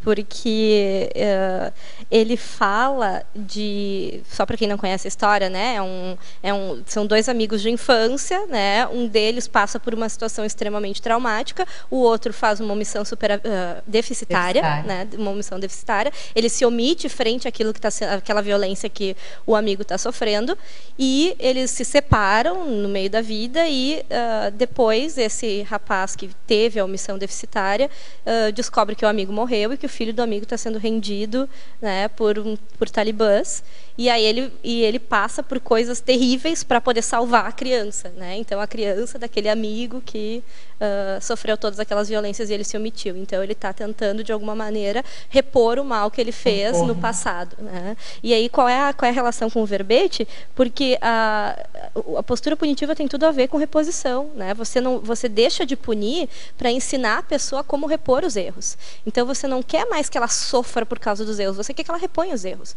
Se isso gerar um desconforto como consequência, faz parte da vida, foi o que aconteceu com ele. Ele passou por um monte de coisa ruim. Mas o ponto aqui é reconciliar, é repor. Então acho que o filme é um bom exemplo de reposição. Composição, né? Página 24, para Patrícia, em Fatologia, na terceira linha, de baixo para cima. Isso eu já perguntei, né? As contenções comportamentais para evitar a interprisão grupo kármica. Poderia comentar? Na verdade, foi a pergunta passada aqui, né? Você já respondeu? Não sei se você quer fazer alguma... acho que só talvez lembrar a pessoa, talvez ela não tivesse antes, assim, que a ideia é assim, você impedir que a pessoa tenha mais um ato faltoso. Então, você contém os comportamentos dela, né? A ideia é essa. E na fatologia também, na quinta linha, poderia expandir a ausência da intenção de gerar sofrimento. Você também já fez uma remissão no item da intencionologia aqui, né? Da página 28, mas... A ideia é assim, quando você tiver qualquer intenção de ajudar alguém, de contribuir para a evolução de alguém, de educar alguém, você tem que pensar qual é a sua intenção. Se você quer que a pessoa sofra, tem um problema na sua intenção. Tem algo anticosmoético aí que possivelmente é ego, né? O ego que quer sentir algum prazer ali, alguma sensação malévola, né? Então, se você revisa a sua intenção, para educar não precisa ninguém sofrer, né? Em parafatologia agora, na 5ª linha de baixo para cima. Poderia comentar, se possível, com exemplos, a identificação de influência de consciência favorecendo ou dificultando os acertos das partes envolvidas? Sim. Qual é a ideia aqui, né? Você usar o seu parapsiquismo para poder identificar, quando você está fazendo alguma atitude educativa, se existe ali alguma influência para você causar dano, ou se existe ali alguma influência para você causar benefício. Então, se você tem aquela sua sinalética, que cada um é particular, mas a minha é assim, eu começo a sentir um aperto no peito, eu começo a me sentir mal, eu começo a querer fazer justiça com as próprias mãos, e isso é, normalmente, algo que vem de um autoassédio e que gera um heteroassédio. Então, os meus pensenes estão patológicos, e isso vai me associar com assediadores também, obviamente, patológicos. Então, nesse caso, é melhor você não fazer nada. Porque se você fizer alguma coisa, vai ser influenciado por esse assediador e por você mesmo nesse universo pensênico negativo. Se você está fazendo uma assistência e você começa a identificar banhos de energia, começa a se sentir bem, começa a se sentir energizado, começa a ter até algumas extrapolações assistenciais e energéticas, você começa a se dar conta que isso tem a ver com amparo. Que isso é amparo de função, ou que isso é amparo da própria consciência, ou que isso é o seu próprio amparo de função. E isso vai fazer com que você tenha uma atitude mais saudável, mais assistencial, pró-educativa, usando lá da parapedagogia, e aí você vai conseguir fazer uma assistência mais adequada. E aí eu saliento que, às vezes, essa assistência também pode ser não fazer nada. Às vezes, o amparador, não, omissão superavitária, vamos nos manter quietos, porque essa pessoa vai aprender de outro jeito. E, às vezes, você tem que fazer alguma coisa mesmo, né? Então, é usar o parapsiquismo. Né? Exatamente. Em caracterologia, na página 27, Patrícia, você pode comentar o item 9, consolação? Você coloca aqui, consolação em oposição à vingança. Sim. Qual é a ideia, né? Quando a gente tem uma consciência na nossa frente que cometeu um ato faltoso, a primeira coisa que a gente tem que pensar é se aquela pessoa já passou por algum momento da vida em que ela foi apoiada por alguém. Né? E às vezes, assim, você precisa primeiro consolar a pessoa, para depois você fazer tares. Porque não adianta também a gente pensar que tares resolve tudo sempre, em todos os contextos, em todo o universo. Às vezes, a pessoa primeiro precisa de consolação. Primeiro você precisa sentar com a pessoa, doar suas energias para a pessoa e acalmar a pessoa. E depois você vai fazer algo mais tarístico, né? Porque cada pessoa tem uma necessidade diferente. E às vezes nem cabe a tares, né? Em determinados contextos, nem... Não. Exatamente. Então, às vezes, a pessoa às vezes até já vem mesmo, se autoflagelando, já vem péssima, e aí você vai lá e vai, como a gente diz, chutar cachorro morto, né? Não tem por que você fazer isso. Tem algumas pessoas que precisam de consolação. E aí você se opõe à vingança, por quê? Porque aí você não está mais sentindo raiva da pessoa, você entende que é o nível evolutivo da pessoa, que ela só precisa daquilo naquele momento, e aí aquele seu desejo de se vingar e causar mal acaba diminuindo, né? E aí você começa a usar estratégias mais assistenciais. Sim, posso? Patrícia, tu poderia explicar na página 24, Principiologia, o princípio, se o atalho fosse bom, seria o caminho principal? Sim, a gente até falou um pouquinho sobre isso antes, né? Que seria a ideia de que a punição é o atalho, né? Você vai lá, causa um mal e aí espera que aquilo resolva. Mas você não passa por todo o caminho tarístico anterior, que seria o caminho principal, que é esclarecer a pessoa, que é sentar para conversar com a pessoa, que é explicar quais foram os problemas, as consequências dos atos dela, enfim. Em terapeuticologia, na página 28, Patrícia, você pode comentar o item 2, autocontrole emocional. Sim, eu acho que esse talvez seja o item mais difícil da terapeuticologia, né? Por quê? Porque psicossoma, às vezes, ele controla o mental soma, né? Infelizmente, ainda acontece muito no nosso nível evolutivo. Quando você está numa situação em que alguém cometeu um ato faltoso, muitas vezes esse ato faltoso vai contra tudo que você acredita, né? Sei lá, a pessoa machucou um animal, a pessoa machucou outra pessoa, enfim. Então, você está, às vezes, frente a frente com alguém que vai contra tudo que você pensa. E isso nos gera um desconforto muito grande. A gente fica muito mal com isso, né? E é muito fácil a gente começar a dramatizar e psicossomatizar as coisas e deixar os emocionalismos se expandirem. E quando eu sugiro o autocontrole emocional como terapêutica, é porque se você começa a controlar suas emoções, se você começa a conter as suas emoções, se você começa a processar suas emoções, você para de usar elas para tomar decisões. Porque as emoções são péssimas conselheiras, né? Você não deveria... emocionalmente abalado, você não deveria fazer nada, né? Melhor não fazer nada, porque você vai causar mais dano do que benefício. Então, quando eu coloco como autocontrole emocional, é porque se você controla suas emoções, você começa a ter mais conexão mental somática do que psicossomática. E aí você consegue usar o seu discernimento com muito mais habilidade do que com todas aquelas emoções à flor da pele. Ontem a gente estava até no curso daqui da autorreestruturação Pensene, que é a aula do professor Juliano Nani, né, que é neurocientista, ele explicando como que fisiologicamente a reação emocional ela é muito mais rápida do que a reação cognitiva, né?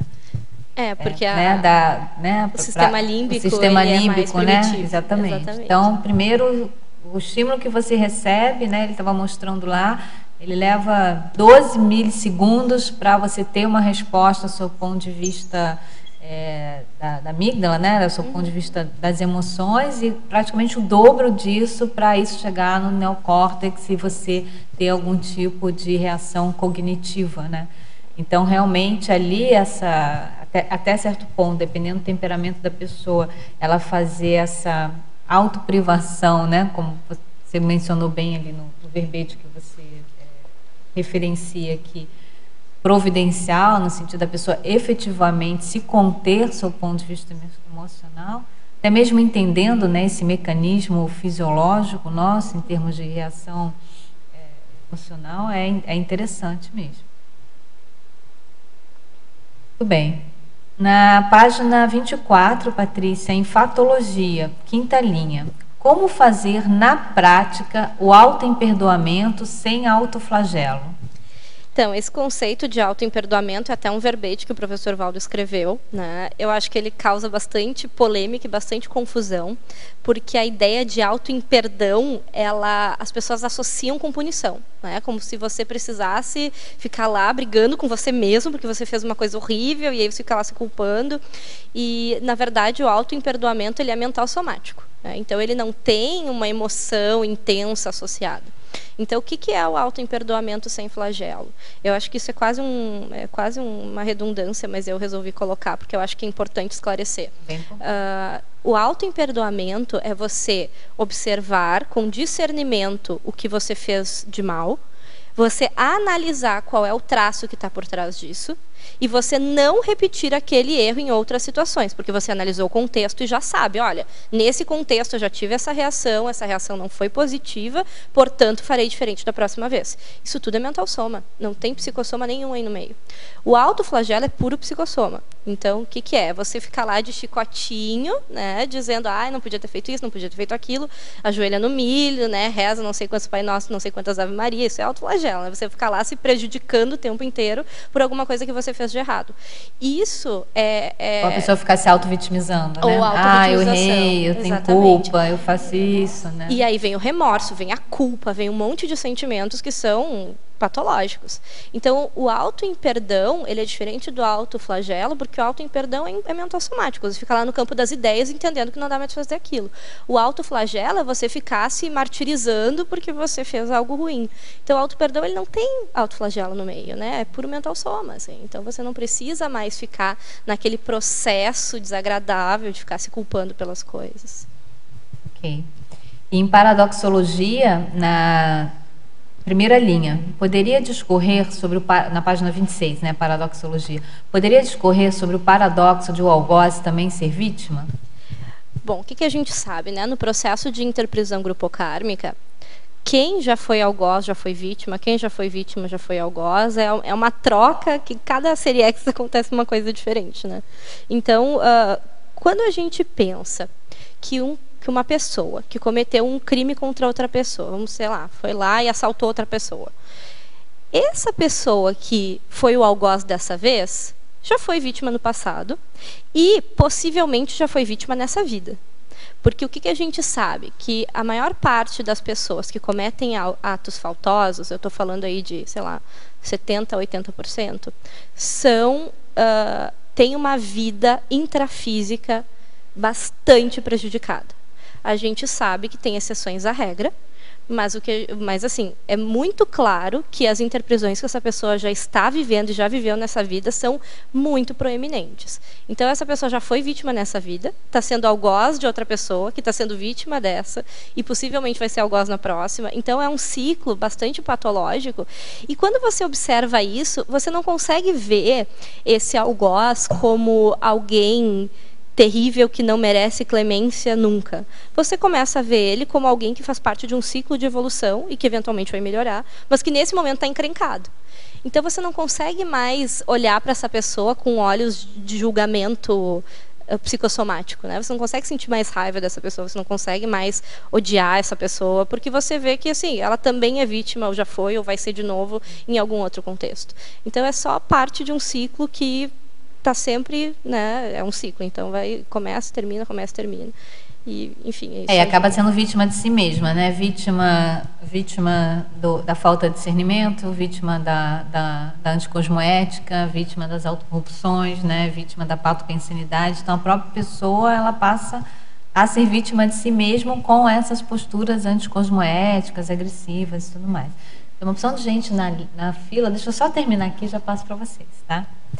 Em masculinologia, na página 26, Patrícia, no final da última linha, você pode comentar a respeito da inclusão da personalidade do psicólogo americano Frederick Skinner, representante da postura antipunitiva e autor de pesquisas da área da psicologia experimental? Você comentou alguma coisa já a respeito disso, né? Sim, eu falei um pouco dele, porque o Skinner, ele propôs a teoria do condicionamento operante, né, que significa o quê? Os seus comportamentos voluntários, se eles forem reforçados, se você vir consequências benéficas, você vai continuar fazendo aquilo, e se você vir consequências desagradáveis, você vai parar de fazer aquilo.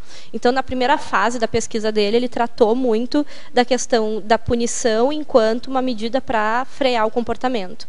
Mas lá pela segunda e terceira fase da vida dele, ele começou a ver que a punição, ela tinha tantos efeitos desagradáveis, tantos efeitos patológicos, tantos efeitos psicossomáticos, que ele começou a se opor fortemente à punição. Então ele começou a dizer que as ideias de punição, elas pareciam coerentes no início da pesquisa dele, mas ele começou a ver pelas pesquisas que elas não funcionavam a longo prazo, que elas geravam uma série de efeitos colaterais muito negativos e que não valia a pena utilizar. Então ele acabou representando muito essa ideia de não punir no sentido aversivo, à medida que ele foi experimentando, e ele era um cientista, então ele fazia muito experimento, e ele foi vendo evidências concretas de que isso não era melhor.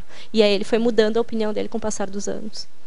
E em terapeuticologia, na página 28, Patrícia, a teletertuliana pede para você exemplificar os itens. 1, autopesquisa. 2, autocontrole emocional. E 7, parapsiquismo.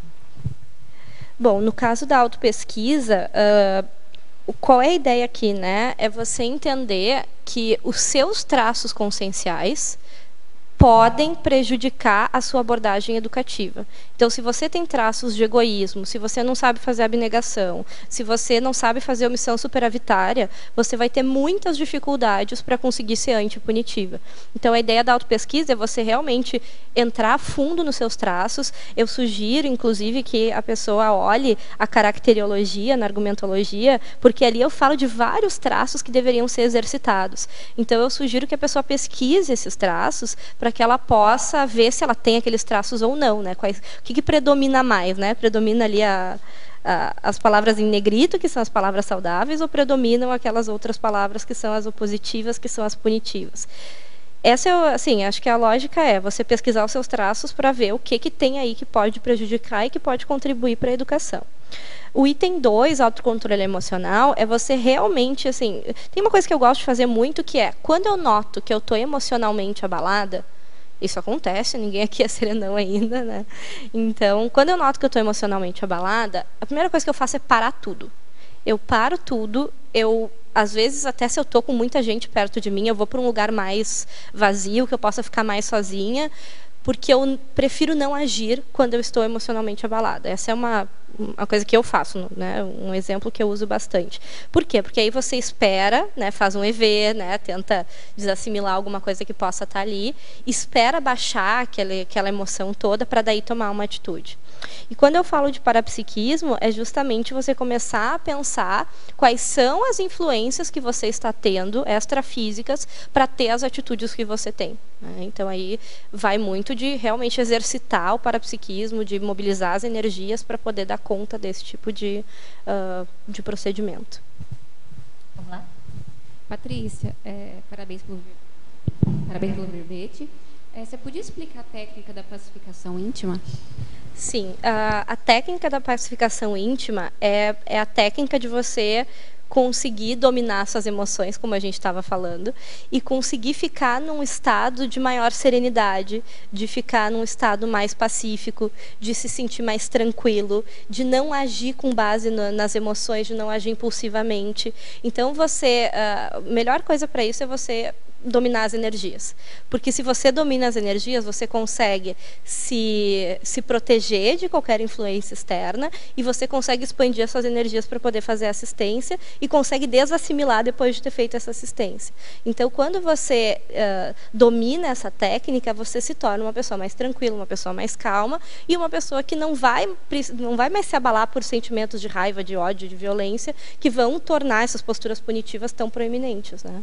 Então, a ideia de ficar mais pacífico é de você evitar qualquer tipo de violência, evitar qualquer tipo de postura raivosa, emocionalmente impulsiva, né, para poder realmente atingir um estado de mais serenidade, de mais serenismo.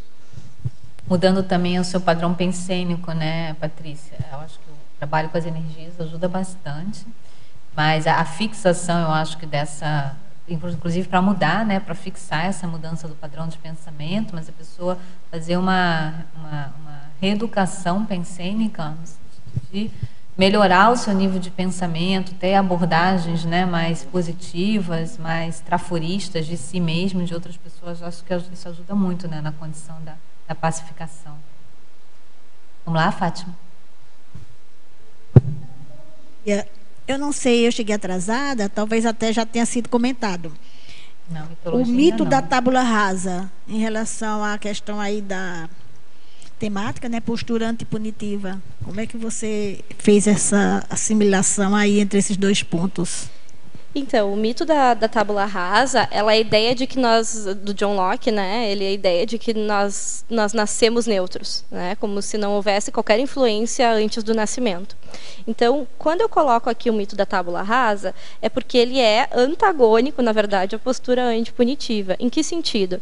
A gente sabe que nós temos influências paragenéticas. Nós temos várias e várias vidas que fazem com que nós sejamos quem somos hoje. Coisas boas e coisas não tão boas. Então, isso por si só já elimina a ideia da tábula rasa. Quando a gente pensa na postura antipunitiva, a gente pensa justamente na ideia de você avaliar todos os contextos, as outras vidas, as influências paragenéticas que a pessoa trouxe e que levaram ela ao momento de um ato faltoso. E quando você entende isso, não tem como você ser aversivo com a pessoa, porque você entendeu de onde é que as coisas saíram. Então, se você usar a tábula rasa, é muito fácil você julgar alguém e você punir alguém, porque você entende que, bom, a pessoa teve só essa vida, a pessoa nasceu desse jeito e tem que ser punida mesmo. Se você entende que tem outras influências, que tábula rasa não existe, você começa a se dar conta que a pessoa tem uma lógica para ter chegado da maneira como chegou. Então, você consegue pensar em maneiras mais educativas do que só a punição para dar conta da educação e reeducação dela. Em pensenologia agora, Patrícia, na página 24, na terceira e quarta linhas. Você pode relacionar a ausência de pensenes de vingança e os pensenes cosmoéticos com o tema do verbete? Sim, os pensênios de vingança, eles são aqueles pensênios da síndrome do justiceiro, né? Até sugiro que quem puder ler, tem muito a ver com o verbete, assim. Os pensênios de vingança... Tem um verbete, inclusive, tem verbete, inclusive, sobre isso.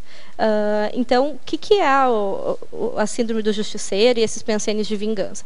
É a pessoa que fica lá, ai, fulano me fez mal, eu quero me vingar dele, eu quero que ele sofra, eu quero que ele fique mal. E aí você... Talião, né? É a lei de Talião, exatamente. E aí você quer o quê? Que a pessoa sofra, que a pessoa fique mal, e aí você se associa com um holopensene punitivo.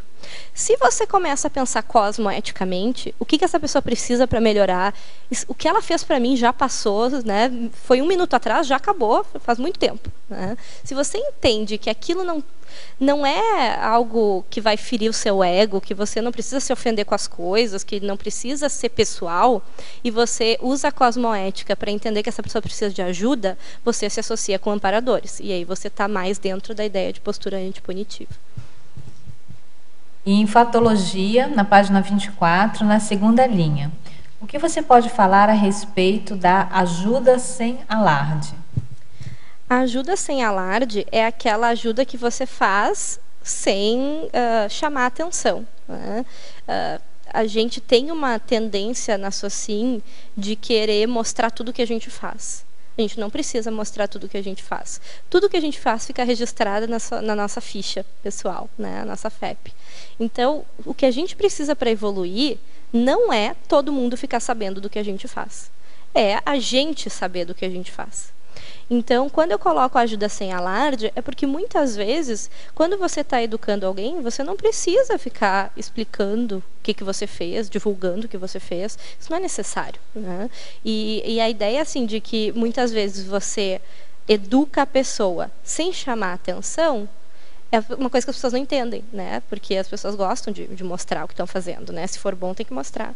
E não precisa, né? Muitas vezes, assim, quanta assistência você já não fez que ninguém ficou sabendo. É importante que você saiba, né?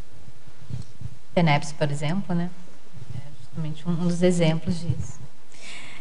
Só uma colocação que eu lendo aqui, e o tema dela é essa questão das posturas antipunitivas, provavelmente vai evitar uma porção de desgastes para a pessoa, né, a consciência de um modo geral, no sentido de você, como essa explicação que ela deu para o mito da tábula rasa, você ter essa facilidade, essa predisposição para o perdão, né?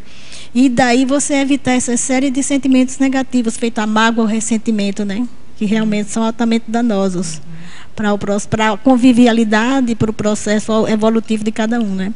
Eu achei bem legal essas colocações dela. Muito boa. Deixa eu continuar aqui, eu já te passo a palavra, tá? Na patologia ainda, Patrícia, agora na terceira linha. Qual a relação da omissão superavitária com o tema do verbete? Então, eu gosto muito dessa relação. Aliás, eu adoro o conceito de omissão superavitária, porque as pessoas têm uma ideia de que tudo que alguém fizer tem que ter um retorno imediato, na hora, naquele momento, concreto. Se não foi concreto, se não foi imediato, então a coisa ficou impune, né, enfim, não teve consequências. A gente sabe que pelo paradireito, tudo tem uma consequência. Toda ação tem uma reação. Tudo tem um efeito. Então, até você se omitir tem um efeito. Como a ideia de que a reação tem que ser física e comportamental e imediata, as pessoas têm uma noção de que quando você não faz nada, você está prejudicando, né? Você está se omitindo, você está, né, fazendo algo ruim. Quando, na verdade, às vezes, assim, aconteceu alguma coisa, você achou que não foi certo, ou enfim, mas você ficou calado. E só isso já ajuda muito. Né? Eu lembro que uma vez eu estava numa situação de sala de aula e um aluno falou algo muito desagradável, assim. E na hora, a primeira ideia que me veio foi: não faz nada, deixa assim. E aí o que eu fiz foi dizer: isso mesmo, entendi, e segui a vida. Não falei mais nada. E aquilo foi extremamente assistencial, porque Aquela pessoa ela não precisava que eu falasse nada naquele momento. Só a movimentação que aconteceu energética naquela situação já foi educativa para a pessoa. Imagino que para alguns dos alunos que estavam assistindo a cena deve ter sido assim, como assim ela não falou nada, ela não se impôs, ela não fez isso, não fez aquilo. Mas para mim foi o melhor a ser feito naquele contexto. Não estou dizendo que a gente tem que se omitir sempre. É por isso que a gente tem que usar o parapsiquismo, né? Porque a gente tem que entender quando é que isso é útil. Então, às vezes, não punir e não fazer nada, entre aspas, é justamente fazer alguma coisa. E na 6ª linha, favor discorrer da fatologia, favor discorrer sobre a ausência da intenção de gerar sofrimento. Então, a postura punitiva a qual eu me refiro aqui no verbete é, né, dentro da definologia, a gente pode ver que é bélica, arbitrária, antievolutiva. Né? Então, quando eu falo de ausência de gerar sofrimento, é a ausência dessa punição que é aversiva. Quando a gente está usando uma punição aversiva, a gente normalmente quer que a pessoa sofra. A gente tem uma ideia, e é uma ideia bem religiosa, de que o sofrimento contribui. Né, que o sofrimento é o que evolui a pessoa. Então, né, isso começou lá desde Adão e Eva, que foram expulsos do paraíso. Assim, né? Eles foram expulsos, eles receberam uma punição, eles sofreram coisas horríveis. Por quê? Porque eles mereciam aquilo porque tinham feito algo errado. Então, essa ideia de sofrimento enquanto algo muito evolutivo, que todo mundo precisa passar, é algo muito religioso. Né? Então, muito primitivo também, muito né? primitivo. Então, quando a gente fala de ausência de gerar sofrimento, é justamente para a pessoa investigar a sua intencionalidade. Se você está querendo gerar sofrimento pelo sofrimento, isso não é cosmoético. E às vezes não é só um sofrimento físico, né, Patrícia? Acho que é bem importante esclarecer isso, porque muitas vezes, hoje em dia, digamos assim, até mesmo no nosso nível, né, que a gente não tem mais essa condição da punição sob o ponto de vista da agressão física, mas a agressão psicológica, né, é muito, às vezes, mais sério até e causa danos mais nefastos, né, que a agressão física em determinados contextos. Então, a gente tem que realmente tomar cuidado com isso, porque quando se coloca essa questão da vingança, do retorno, né, no nosso padrão aqui já não tem mais tanto, né, eu acho que não tem mais nada, né, em termos de agressão física.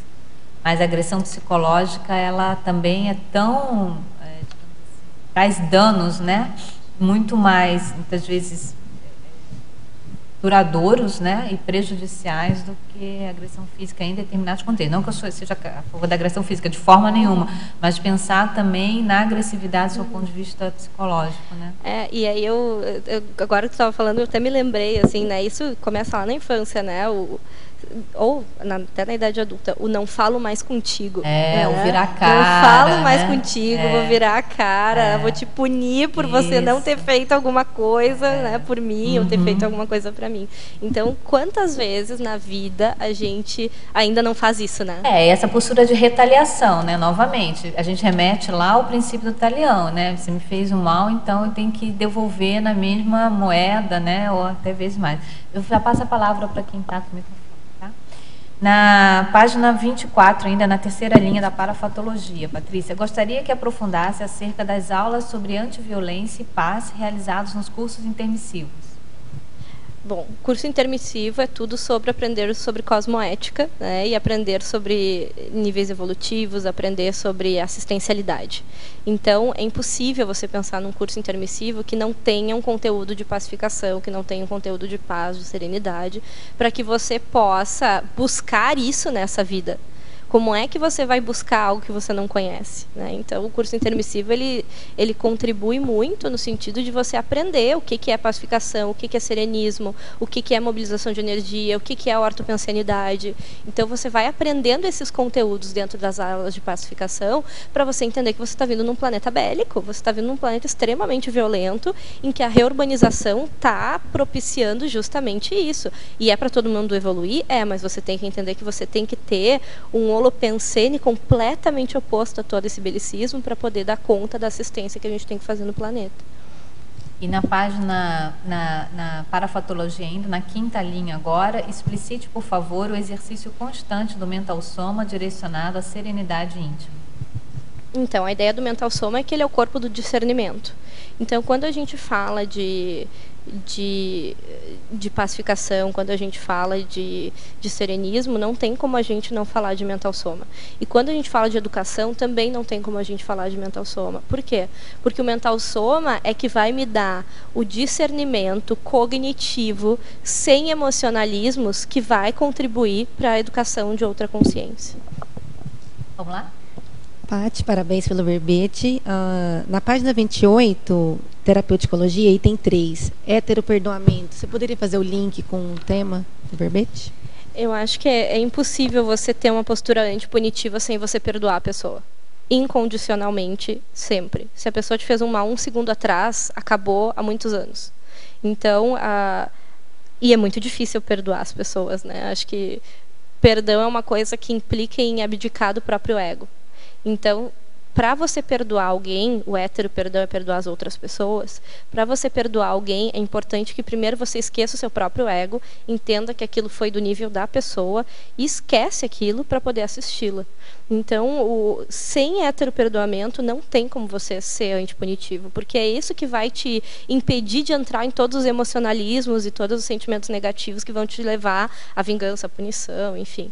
Então, se você perdoa honestamente, genuinamente, você consegue fazer uma assistência mais adequada. E tem até o princípio, né, do pré-perdão, né, do perdão antecipado. Você já perdoa antecipadamente, e aí essa tendência, né, do revide, da retaliação, da vingança, né, que tem a ver com o que você está colocando aí, da postura antipunitiva, essa tendência que é antípoda à postura antipunitiva, ela já fica bastante minorada. Tudo bem? Tudo bem? Vamos lá?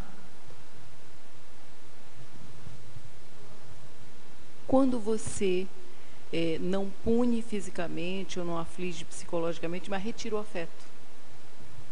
Que é uma outra forma que eu acho que bem mais... mas é um tipo de punição psicológica que a gente estava falando, né? Mas é a retirada do afeto, é uma coisa que é muito comum, né? Eu acho que talvez esse seja o tipo mais grave de punição, né? O Skinner chamava isso de punição negativa, né? O que é isso? É quando você tira algo que é bom para a pessoa. Então, a forma física de fazer isso é você, sei lá, tirar o videogame, tirar o passeio, tirar a mesada, e a forma afetiva de fazer isso é você tirar o afeto, né? Então, quando você tira o afeto, você está fazendo talvez a maior agressão que você pode fazer com alguém. Tem um autor na psicologia, o nome dele é Jeffrey Young. Ele diz que as pessoas têm 5 necessidades humanas básicas, e a primeira delas é de afeto incondicional. Então, ele diz que os maiores prejuízos que ele vê nas pesquisas dele, de pessoas que são muito perturbadas emocionalmente, são aquelas que tiveram privação de afeto na infância. Então, com isso eu não estou descontando a paragenética nem nada desse tipo, mas ele é um autor da mesologia, então ele acaba tratando só da mesologia. Ele diz que a privação de afeto é uma das coisas mais sérias, que causa mais prejuízo, né? Onde é que a gente vê muito isso, né? Se você fizer isso, a mãe não vai mais gostar mais de você. Gente, a mãe tem que gostar de você, independente de todas as coisas do planeta que você fizer. Isso não quer dizer que ela tenha que ser conivente com o que você faz. Pelo contrário, ela tem que fazer algo para você não cometer mais atos faltosos. Mas ela jamais pode tirar o afeto. Ela pode fazer qualquer outra coisa, mas tirar o afeto é a pior coisa que ela pode fazer. Patrícia, aproveitando essa colocação, e esses pais que promovem uma fartura, né? Atualmente, dentro da sociedade, isso já é comum, né? Então, ele promove uma fartura na criação dos filhos, né? Então, não faz esses filhos pensarem ou sentirem necessidade de algo para buscar. Então, a partir do momento que esse pai identifica essa situação e retira o excesso, né, e o que ele precisa, né, para entender esse processo. Quando ele retira essa fartura, e o filho passa, entendeu, a sentir essa dificuldade do processo, né, da carência do que foi retirado. Você vê dentro desse contexto que você está colocando do afeto? Sim, acho que tem vários pontos na questão da fartura que eu acho que são importantes. O primeiro é o seguinte: se você está tirando algo para causar desconforto, você está punindo. Isso é, você está causando desconforto, o objetivo é a pessoa sentir a falta, então isso é punição, tá? É um conceito de punição. Mas eu acho que o mais importante disso é por que tem tanta coisa, né? Por que tem o excesso sobra, né? A gente sabe que o excesso sobra. O que eu percebo muito? Em geral, quando tem fartura material, tem faltura afetiva. Porque as pessoas, elas usam materialismo para demonstrar afeto. Muitas vezes a pessoa confunde as duas coisas.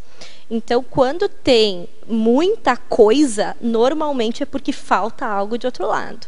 Então, a gente tem que se perguntar assim, de todas essas coisas que eu estou ofertando, o que realmente é necessário? E será que eu não estou me omitindo com relação a outras coisas que às vezes são até muito mais importantes do que as questões materiais? A gente tem muita história de a pessoa contar, a pessoa não tinha nada material, mas tinha muito afeto, tinha uma boa relação com o grupo, tinha bons exemplos, e aí a pessoa se deu super bem, assim. Então, quando tem muita coisa, quando está sobrando, eu desconfio, porque normalmente aí tem uma ausência de outro lado. No caso, como professor, né, você já deve ter observado em sala de aula que há aqueles alunos que são mais esforçados, né, estudam, mais estudiosos, e você vai olhar, você vê que são aqueles que não têm tanta fartura, né, material do que aquele outro que tem, entendeu? Como que você faz esse processo, né, educativo? Eu acho que assim, tem algumas questões mesológicas que são importantes nesse sentido. A gente percebe que muitas vezes a pessoa teve tanto que ela não tem muita iniciativa e não valoriza muito porque ela aprendeu que as coisas vêm de graça, né? O maior problema de você oferecer muito para alguém é que você não mostra que para tudo que você ganha tem um mérito. Então, se você não tem mérito nenhum e você ganha um monte de coisa, você fica com a impressão de que as coisas vêm de graça. Então, você não tem que buscar, você não tem que ter iniciativa. Tem até uma teoria dentro da psicologia social, que são as diversas gerações, né? Você tem a geração X, a geração Y e a geração Z. E a geração Z seria justamente essa, que recebeu coisas e coisas e coisas, mas nunca foi educada quanto ao mérito de receber essas coisas. Então, não tem nada de errado você dar alguma coisa para o seu filho, mas se você deu só por dar, só porque ele é uma pessoa especial e merece coisas, parece uma coisa meio reizinho, né? Assim, o rei merece todas as coisas e não precisa ter mérito nenhum. Então, a ideia é, assim, você dá um básico para a pessoa poder sobreviver com algum conforto, mas se você vai adicionar alguma coisa, essa coisa tem que ser merecida, né? Não adianta você ficar dando coisa para o resto da vida sem a pessoa merecer isso, né? É a questão da meritocracia, assim. Mas essa questão de você retirar, você colocar para ele que ele está retirando porque não tem mérito, né? Seria uma forma de punição? Porque assim, se ele fez alguma coisa errada e você vai lá e tira o videogame, você está punindo, né? E aí você tira o videogame por quê? Porque você não quer que a pessoa se divirta, ou seja, você quer que ela fique experienciando lá algum tipo de desconforto. Então isso é um tipo de punição que o Skinner dizia que se a pessoa quisesse usar punição, então que usasse essa, que não usasse outras mais aversivas. Porque eu acho que é uma forma também de a pessoa aprender um limite, né? E, no caso do videogame, não seja, isso é em questão da distração, da dispersão, né? Acho que depende do contexto, e aí realmente tem que ter um computador hoje em dia, claro, né? As crianças que passam horas e horas no computador, jogando e tudo mais. Claro, então, mas daí é uma questão assim, você não está punindo, né? Você está protegendo ela com relação a algumas coisas. Por exemplo, eu fico no computador 10 horas por dia, não faço mais nada. Bom, então a gente vai reduzir as horas de computador e vai acrescentar coisas mais evolutivas. Não, o computador não possa ajudar, mas... Eu acho que a base toda está naquele parágrafo, que é essa intencionologia. Entendeu? Até para a criança, ou para, né, para quem sofre ali a restrição, a privação, ela pode entender aquilo como uma punição. Mas, por parte do pai, é importante ele saber com qual objetivo isso está sendo feito, né? Qual que é a contrapartida também que vai ser dada, no sentido para que haja esse processo reeducativo. Você quer falar em cima disso? Você falou assim, a criança vai interpretar. Eu li um livro que é Os Pais Não São Culpados pela Neurose dos Filhos. Já falei assim nesse livro várias vezes aqui. E aí o psicólogo fez uma abordagem lá, da pesquisa dele, que é assim, o que importa é você falar para a criança, quando você vai suprimir ou punir a criança, tirar alguma coisa da criança, que está fazendo aquilo para o bem dela, porque gosta dela. Porque ele falou o seguinte, algumas crianças apresentavam um certo problema porque a mãe fazia tudo para ela, e outros apresentavam os mesmos problemas porque as mães não faziam. Então, não é o que a mãe faz, ou que a família faz, que é punição, que a criança vai ficar com isso, é a maneira como se faz. Então, vai tirar alguma coisa, entre aspas, né, o que a gente interpreta como castigo, mas vai dizer para ela que vai tirar aquilo que é para o benefício dela, que é para o bem dela, a criança vai entender. Se vai dar alguma coisa, ou seja, insistir que ela se alimente, né, querer dar um carinho, querer ficar com ela brincando, e às vezes a criança não quer, se sente invadida, né? Vai dizer para ela que é porque é para o bem dela, ou seja, porque ama, né? E aí, eu não sei, meus filhos eram mais ou menos pequenos nessa época, eu fiz isso e deu muito certo. Então, sabe? Então, eu acho que essa coisa assim da gente prever, a criança vai, né, vai sentir isso, aquilo, outra, dependendo da atitude da mãe, pode ser bem intencionado ou não, a criança vai interpretar ao modo dela. E esse nível de entendimento é importante mesmo, esse esclarecimento, né, é importante ser feito. Vamos lá? Eu queria perguntar na paradoxologia, o último paradoxo. Acho que tem a ver com o que a gente estava falando antes também. Paradoxo da punição evolutiva. Eu queria entender isso aí. Não, a gente comentou ele no início, né, que esse paradoxo ele tem tantos significados que a gente poderia ficar horas falando dele. Mas a ideia é assim, primeiro, por que a gente ainda precisa disso para evoluir? Por que algumas pessoas ainda acham que isso é evolutivo? Então, por que a gente ainda precisa que alguém sinta algum tipo de desconforto para aprender alguma coisa? Por que a gente ainda não tem tecnologias melhores de educação que sejam mais esclarecedoras, mais tarísticas e menos aversivas? Por que a gente ainda precisa usar isso? Por que a gente ainda não evoluiu no sentido de métodos parapedagógicos, né, de educação, assim? Então, a lógica da punição evolutiva é que tem gente que ainda acha que isso é útil, né? E a gente sabe que quanto mais aversiva a punição, mais inútil ela é, né? Então, sobre esse ponto da punição aversiva, né, Patrícia? Porque, assim, eu acho que, até certo ponto, também o desconforto, o constrangimento, né, a vergonha, ela é um tipo de, vamos colocar assim, autopunição que a pessoa mesma ela tem, no sentido de até ajudar a mudar os seus próprios atos, a rever o seu próprio comportamento, né? Mas o ideal é que, se você for pensar na lógica do autoimperdoamento, é que isso seja feito com mais discernimento. Com certeza, gente ainda é muito emocional. Então, é um paradoxo que a gente ainda precise desses artifícios emocionais negativos para aprender. O ideal não seria esse, o ideal seria ser mental somático, né? Esse é o ideal, né? Mas e fazer, né, nessa evolução consciencial que nem sempre se tem o ideal. Patrícia, em tipologia, página 27, item 1, autoflagelo. As estratégias de autopunição utilizadas pelas consciências religiosas para infligirem sofrimento a si mesmas em função do hipotético cometimento de pecado. E você dá como exemplo as automutilações, as autopenalizações e as autoculpabilizações. Pela autopesquisa, tenho traços fortes relacionados à vida monástica, tristeza e dificuldade em trabalhos. Será que apenas estado vibracional e compreensão dessas questões vai me tirar da situação? Apenas cursos e conhecimento da conscienciologia, que já me aliviou em muito, o que dirias sobre isso? Eu acho que apenas... não, tem uma coisa que faltou aí, que é a experiência. Que é você passar por essas dificuldades que são inerentes à vida, e toda vez que uma experiência dessas acontecer e você entrar no mesmo modo operante do autoflagelo, é parar tudo e dizer, não, isso não me serve mais, isso não é para mim. E aí você muda a postura, e aí você vai fazer o estado vibracional, e aí você vai praticar a ortopensenidade, e aí você vai parar de se culpar e se autoflagelar. Mas, antes de tudo, você precisa aplicar isso dentro de uma experiência concreta. Ficar só na ideia Aí é assim, 99% de teoria e 1% de prática. E a gente sabe que, na verdade, deveria ser o contrário. É 1% de teoria e 99% de prática. Então, a ideia é a gente poder aplicar isso no nosso dia a dia todos os dias. Se esse traço é tão proeminente, é porque tem muita experiência que pode favorecer a reciclagem desse traço. Então, acho que o que faltou aí, né, que aí é a prática mesmo, é a experiência pessoal, que todo dia é a mudança pelas pequenas coisas, né? Você vai todo dia aplicando isso para cada experiência em que esse padrão de autoflagelo aparecer. Aí você falou uma coisa muito importante aí, Patrícia, a questão da decisão íntima, né? A pessoa se posicionar intimamente, ela decidir, isso não é mais para mim, não quero mais isso para mim, né? Isso é muito importante.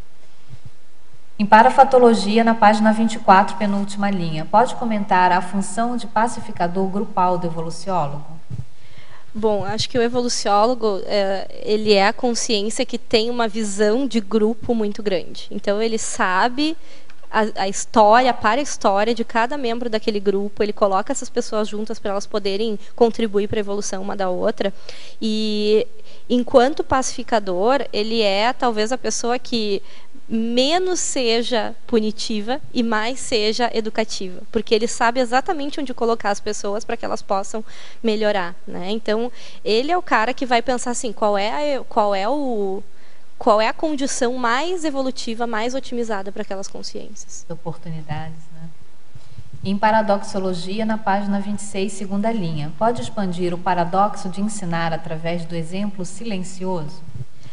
Bom, isso é um pouco do que eu falei antes do Bandura, né, no sentido de exemplarismo, de você ser um modelo assistencial cosmoético para todas as consciências.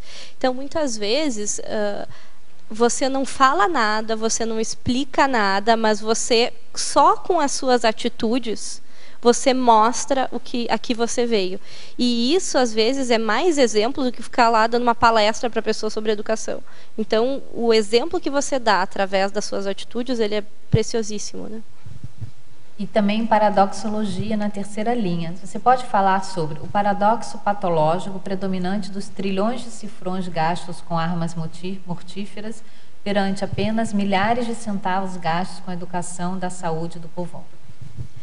Bom, qual é a ideia aqui, né? Quando a gente vê a questão do armamento, quando a gente vê a questão da guerra, quando a gente vê a questão do belicismo, a gente vê que assim está se investindo muito mais para agredir do que para educar, né? E a postura antipunitiva é justamente investir muito mais na educação do que na agressão. Então, aqui o paradoxo é por que a gente ainda está usando os nossos recursos para violência e não para educação consciencial cosmoética?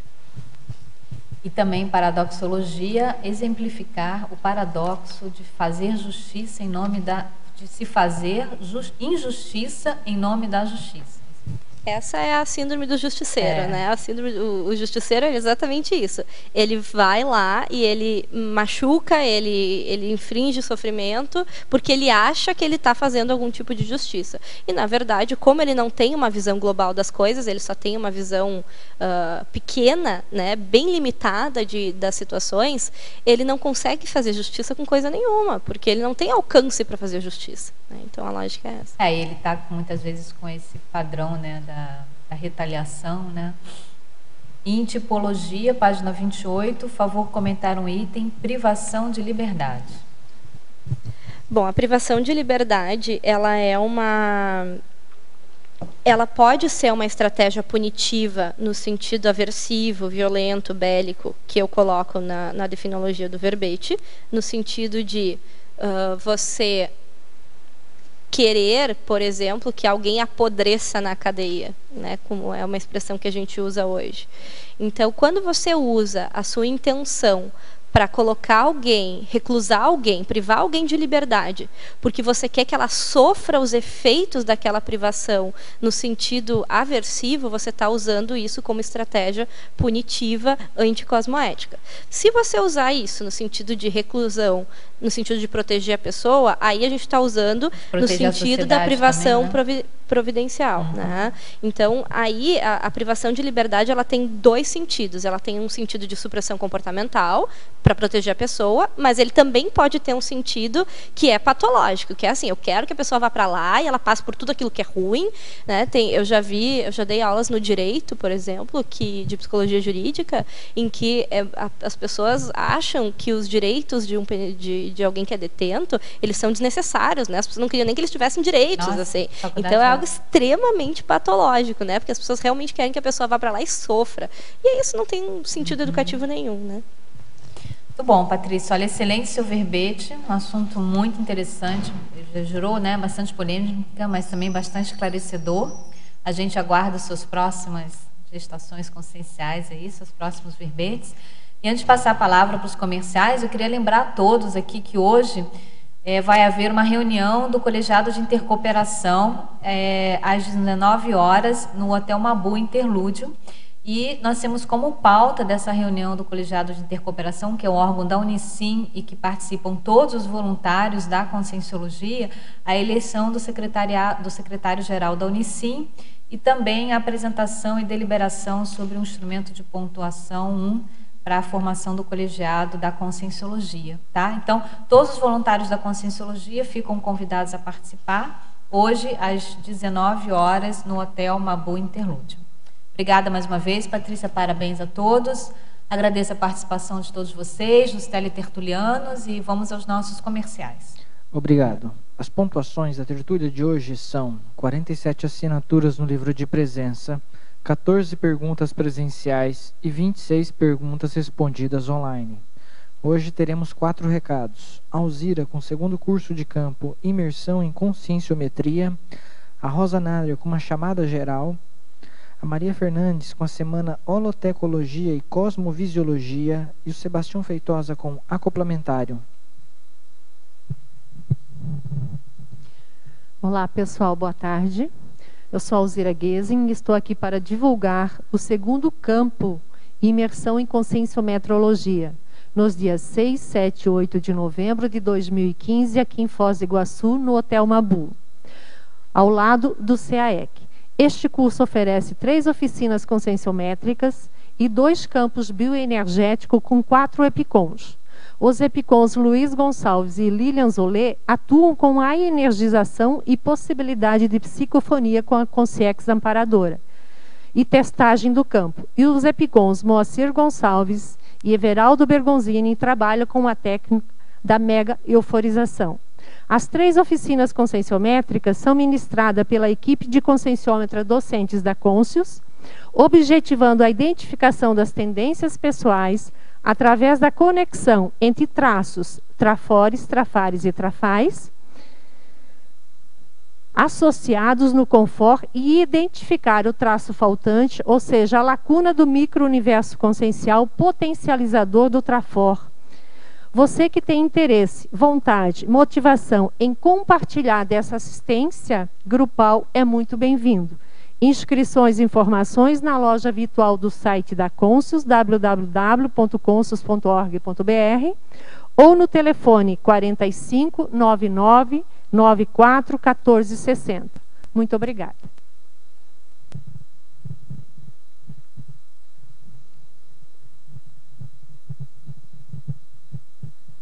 Caros tertulianos e teletertulianos, gostaríamos de pedir a todos que cooperem na divulgação dos livros da Conscienciologia em formato e-book, que se encontram à venda no site da Amazon.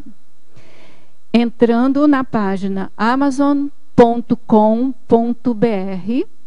e comentando, avaliando os livros de modo isento, obviamente, disponíveis para que eles subam no ranking de visualização e facilite sua busca na livraria. Isto é imensamente importante para aqueles que buscam informações da Conscienciologia, acessem conteúdos de qualidade e oficiais em meio da profusão de opções oferecidas pela Amazon. Com o apoio de todos, podemos potencializar o acesso a esses livros em uma livraria de abrangência mundial e, com isso, facilitar a publicação de outros títulos da Conscienciologia nesta livraria. Os livros atualmente que se encontram nessa livraria disponíveis são Vontade, da professora Dulcidal, Clarividência, do professor Rodrigo Medeiros, Onde a Religião Termina, do professor Marcelo Luiz, e Sem Medo da Morte, da professora Vera Hoffmann. Obrigada. Boa tarde. Estou aqui trazendo novidades na terceira edição Holotecologia e Cosmovisiologia. Gratuidade na abertura que acontecerá no dia 30 de outubro de 2015, ainda dando continuidade às comemorações às 2 décadas do CAEC. Neste dia também haverá lançamento de livros e revistas. No domingo será realizado o campo bioenergético mental somático, discutindo-se temas diversos. No dia 1 de novembro de 2015 acontecerá um jantar à espanhola por adesão, dando continuação ao evento da semana Holotecologia. Será ministrados minicursos a partir das 14h30 e se finalizará no dia 6 de novembro de 2015, discutindo-se temas diversos. Maiores informações na recepção do CAEC com Sônia ou Michel nos telefones 45 3525 2652. Obrigada, tenham todos uma boa tarde.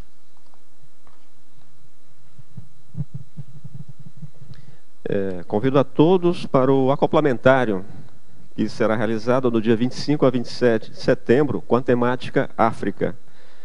O acoplamentário é o primeiro laboratório grupal do planeta, será realizado pelos EPICONs Kátia Aracaki, João Aurélio e Tony Moscovici. Na África estão as origens humanas, está o retorno multiexistencial do intermissivista, contribuindo com a Helbex daquele continente. Então, convido a todos, acoplamentário 25 a 27 de setembro, temática África. Obrigado.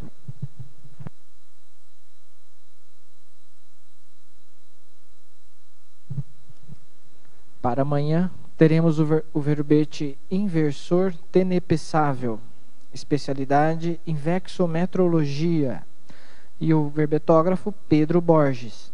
Muito obrigado e boa tarde a todos.